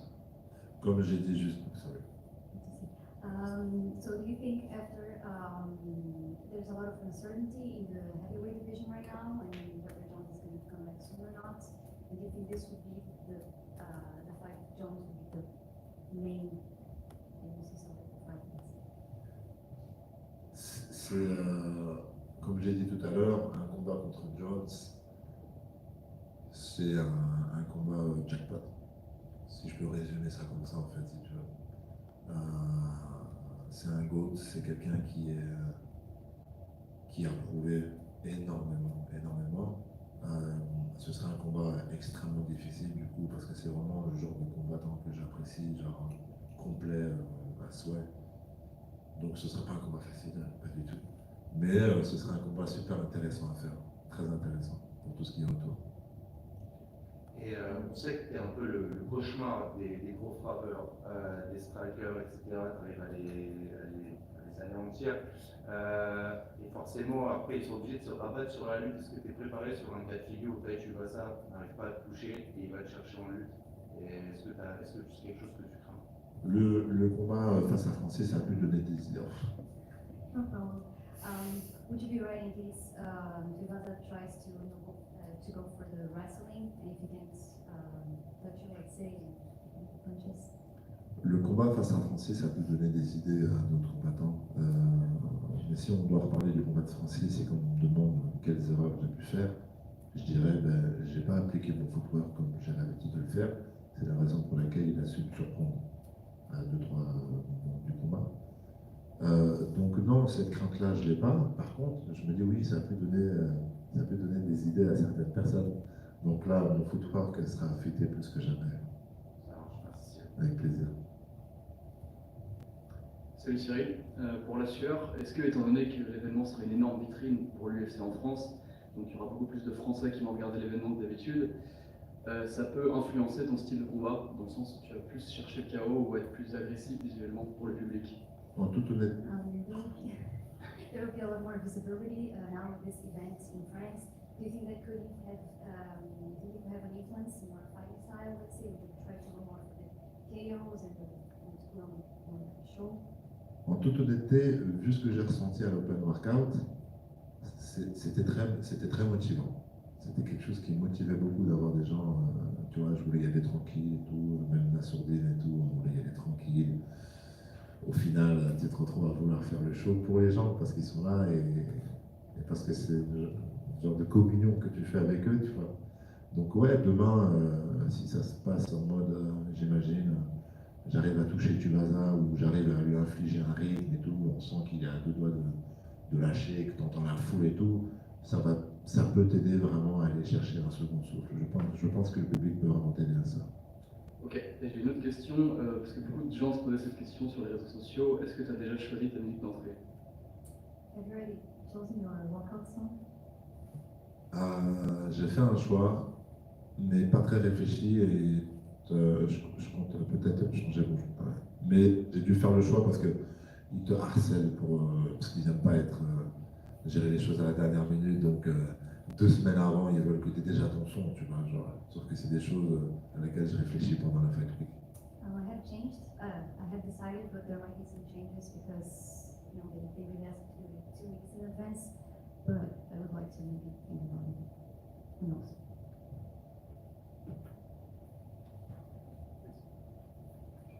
David Kalfa de RFI. Cyril, bon, le MMA est un sport individuel, mais est-ce que vous sentez, je dirais pas une responsabilité, mais un rôle en tant que fer de lance de toute cette nouvelle vague de combattants français dans les grandes ligues de MMA?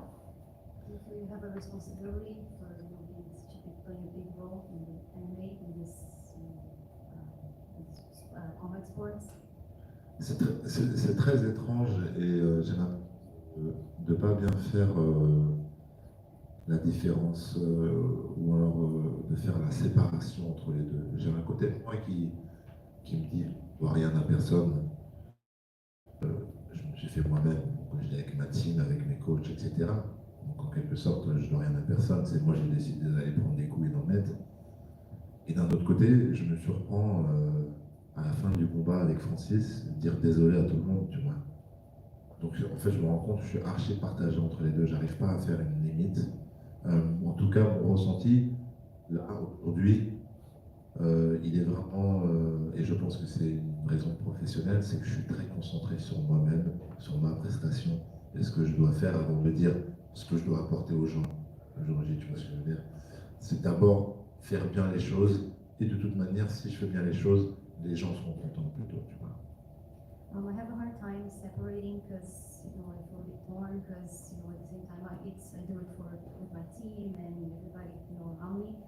But sometimes I see myself in the moments where I apologize after the fight being done. So but I'm really trying to focus on being concentrated on what I do, and that's kind of the results.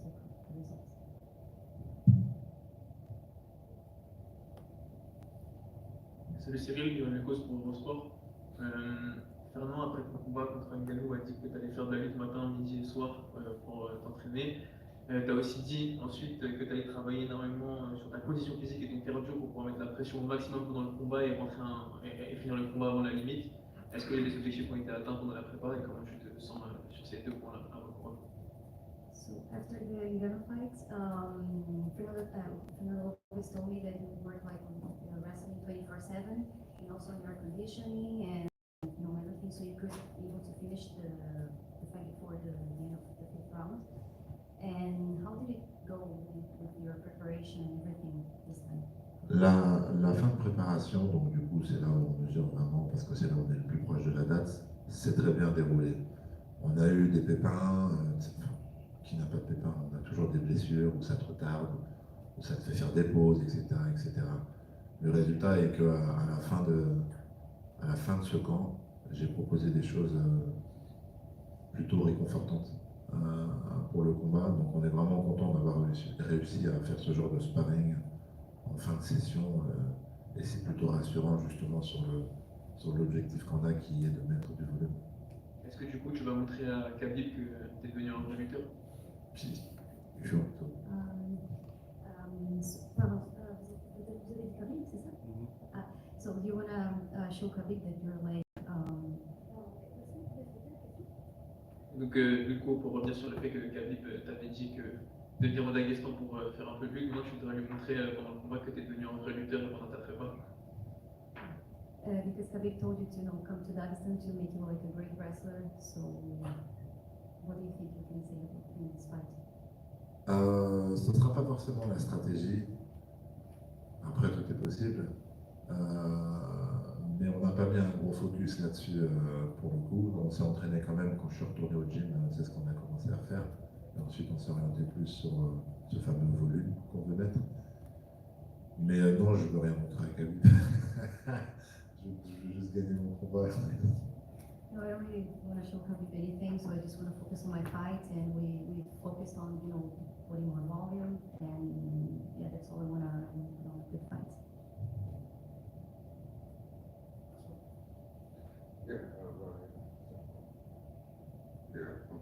And so let's say you win this fight and you get the opportunity to pick between the title fight between Ngannou or the winner of Stipe and John Jones. What would your choice be? Quel adversaire préférez-vous, entre Ngannou ou le vainqueur de Miocic et Jones, c'est potentiellement ça? Me, I just want the belt. That's it. But anyone, anywhere. Like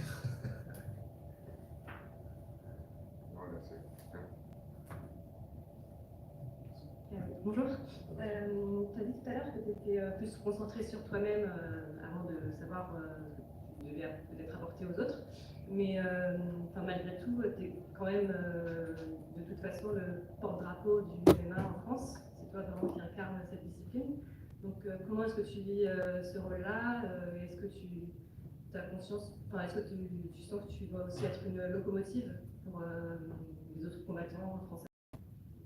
Do you feel you kind of you have a hard time separating? You play a big role in MMA in France. So how do you feel about ce sont des objectifs communs en fait quand on regarde bien. Je suis porte-drapeau, je dois montrer l'exemple, etc. Qu'est-ce qui veut dire montrer l'exemple? C'est m'entraîner durement et gagner mes combats. Mais c'est mon objectif premier, celui-ci.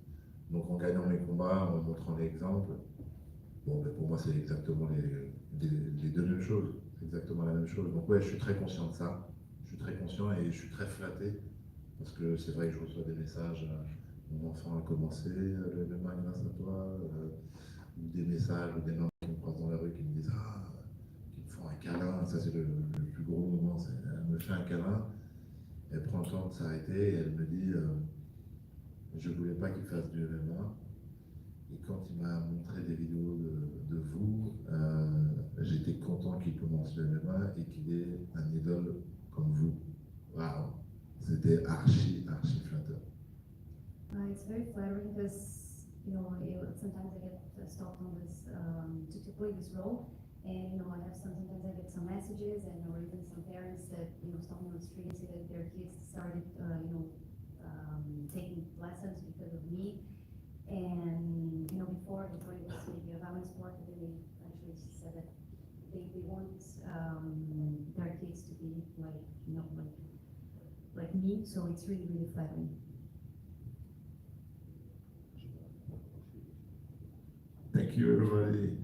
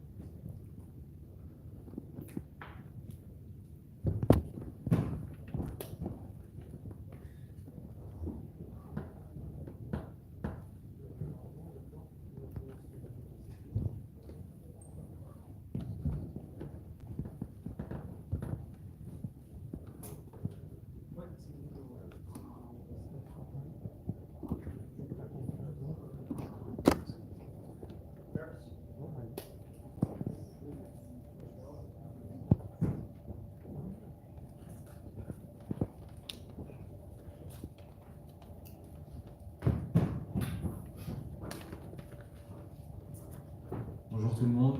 Hi everybody.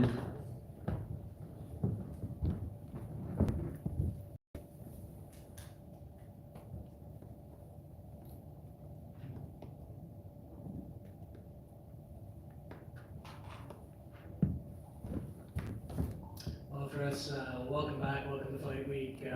You know, obviously a big historic card for Paris, so just tell us how you're feeling ahead of this one. I feel good. I feel very big pressure because my family, my fans, my friends come, but it's good pressure and I'm excited.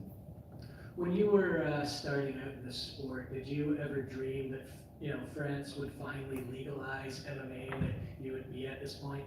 Yes, of course. Long time I wait for this and wait for UFC in Paris, in France. So I'm happy to make this happen. And a few months back, I think it was reported that you had actually parted ways with the UFC or you'd come to the end of your contract. So how did this fight get done to have you back here for this? For this fight is a new contract, so I'm happy to have a new contract because before I was not cut, but I'm free, and I'm happy I have a new contract and I feel good to performance. You're getting a newcomer in this fight, Michael Figlack. How familiar were you with him prior to the booking and what you've seen of him? What's your take on him as an opponent? Before I don't know him, and I don't suppose to fight him before. Before I was supposed to fight guys from Belgium. But happy to this fight. I'm confident. It's a good fight for me. Good fight to be the fight of the night or performance. And last one for me, how do you see this fight ending? Do you have any sort of finish in mind? What's your prediction? My prediction, I want to be a very good fight. I want all my skills was good, and but I want finish the fight. I want my first finish in UFC in Paris for the fans, and I want big knockout. Best of luck. Thank you.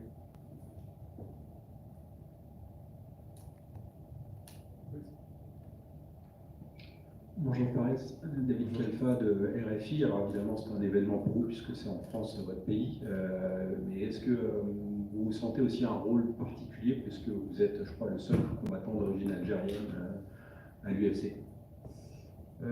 Bien sûr, mais pour moi ça change rien. Je suis franco-algérien, donc je représente autant les Français que les Algériens. Donc ça me rajoute un petit plus. Et en plus je suis le seul Algérien à l'UFC. Et je suis content de représenter les deux et voilà, je suis content d'être là.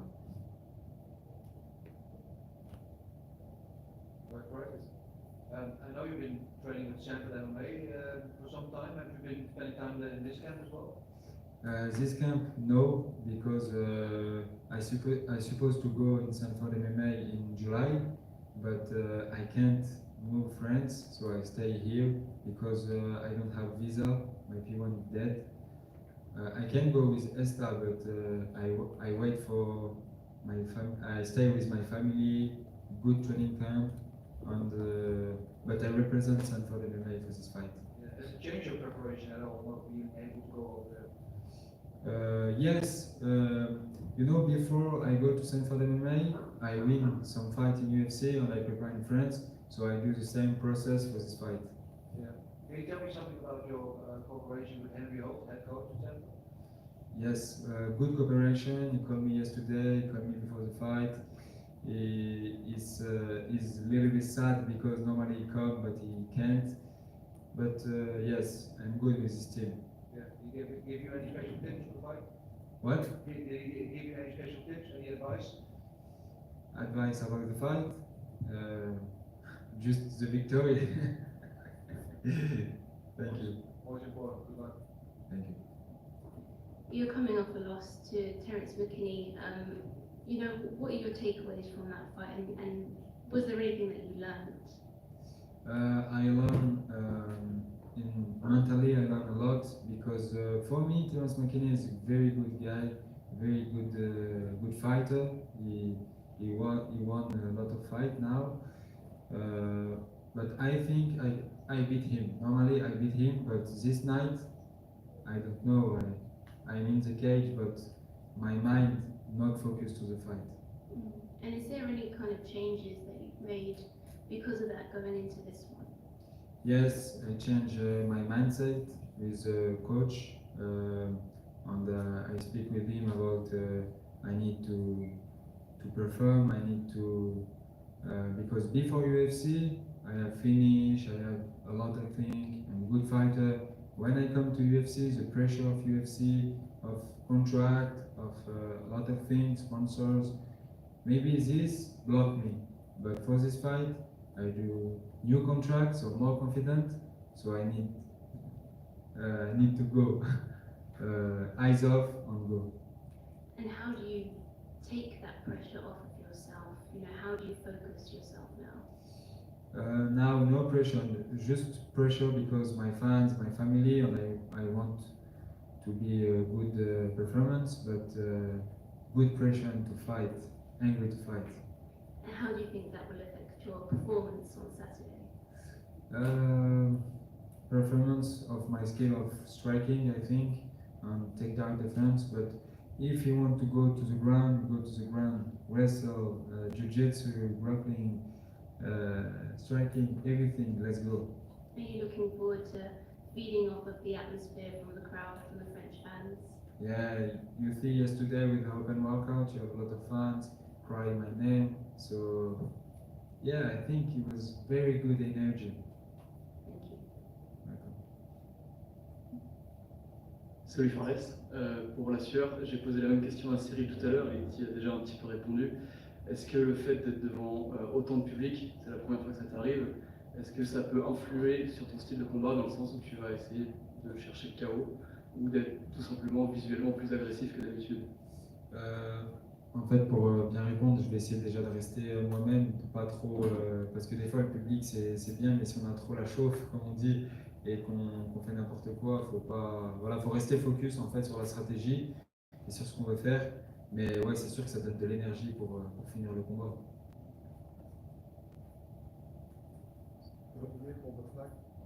Olivier pour Boxmac. Du coup, est-ce que tu pourrais nous dire un peu tes réactions sur ta première expérience avec l'UFC? Bonjour Olivier, ça fait longtemps qu'on se connaît. Oui, premier contrat avec l'UFC, c'est ça, première expérience. Une très bonne expérience qui s'est moyennement passée parce que je suis à 2-2. J'aurais voulu faire des meilleures performances lors de mes combats, même quand j'ai gagné. Mais au final, j'ai beaucoup appris. Je sais c'est quoi le haut niveau aujourd'hui, je sais je sais ce que c'est qu'une grosse organisation, je sais ce que c'est la pression UFC. Voilà, aujourd'hui, on fait beaucoup d'interviews, on est beaucoup mis en avant. Et maintenant, aujourd'hui, je m'en fous un peu de tout ça, je veux juste être dans la cage et combattre. Alors, du coup, tu as annoncé, tu as changé d'entraîneur, tu as changé de manager aussi. Ouais. Je voulais savoir, hier, on t'a vu avec les entraînements publics, tu avais vraiment la chauffe, tu avais le sourire, je te trouvais plus expressif que d'habitude. Est-ce que tu viens aussi avec, au final, une nouvelle mentalité un peu, maintenant que tu as une nouvelle chance? Nouvelle chance, mais moi je pense, voilà, je suis combattant UFC, je suis à l'UFC, c'est pas pour rien. Voilà, je suis pas n'importe qui, mais voilà, je me prends pas pour une superstar. Je reste moi-même, je resterai le même. Mais voilà, je confirme que je suis à l'UFC. Et oui, je viens avec une bonne énergie parce que déjà c'est Paris, c'est les fans, ça parle français, c'est moins. Et puis c'est une première, il faut réussir cette première. Ok, mais je veux dire, est-ce que par exemple tu t'es dit, écoute, maintenant j'ai une deuxième opportunité légitime, donc bien sûr, comme tu dis, tu mérites d'être à l'UFC, enfin, de mon avis. Hein. Mais est-ce que tu t'es dit, j'étais peut-être trop stressé la première fois, ma première expérience, est-ce que je viens maintenant, je vais me lâcher vraiment? Oui, c'est ça. Après, je ne veux pas parler dans le vent parce que c'est samedi que vous allez voir. Mais en tout cas, ouais, je vais donner le meilleur de moi-même parce que, comme tu as dit avant, il y avait un peu de pression, tout ça. Là, c'est un nouveau contrat, il n'y a pas de pression à avoir. Si on a un nouveau contrat, c'est qu'on le mérite. Donc, on y va. Et est-ce que tu peux nous parler un peu de justement ton expérience avec ton nouvel entraîneur, ta nouvelle team? Ma nouvelle team, elle est derrière moi. Elle travaille sur mes points faibles, mais aussi mes points forts. Parce qu'en Rio, c'est un nom du kickboxing. Donc tout se passe très bien, même avec ma nouvelle équipe de management, je suis content d'être avec eux et voilà, on va de l'avant et on est des killers. Ici. Paris, donc tu l'as dit, deuxième contrat à l'UFC, premier événement à Paris. Hier, tu as foutu le feu lors de l'open workout avec tous les fans. Tu sens vraiment le changement de dimension du MMA depuis ton premier contrat et maintenant ton deuxième contrat. Tu vois qu'il y a plus de gens qui te suivent, plus de gens qui s'intéressent. Oui, je vois la différence, hein. Je suis rentré à l'UFC en 2019, j'avais 2000 followers, je crois, et là aujourd'hui j'en ai un peu plus. Mais après, voilà, c'est surtout qu'on me reconnaît, qu'il y a un peu de reconnaissance, parce que quand on est à l'UFC, les gens ne voient que UFC, mais il n'y a pas que ça, il y avait des combats derrière, il y a des sacrifices, et aujourd'hui ça commence à payer un peu. Tu parlais de la foule qui criait ton nom hier, c'était vraiment le cas. C'est ce que tu t'attends à retrouver samedi, c'est un vrai moteur ou ça te met quand même un petit peu de pression? C'est un vrai moteur, parce que moi, ok, pour l'UFC, ça va être une première avec énormément de public, mais avant ça, quand je combattais, que ce soit chez moi à Lyon ou ailleurs, il y a toujours eu beaucoup de public. Et moi, comme on dit, je sais pas, ça me met bon, qu'il y a du public, que ça crie mon nom, ça me libère. Tu as déjà un plan pour la suite après l'UFC Paris, justement pour les prochains combats qui concernent ton contraire? Déjà imaginé la suite?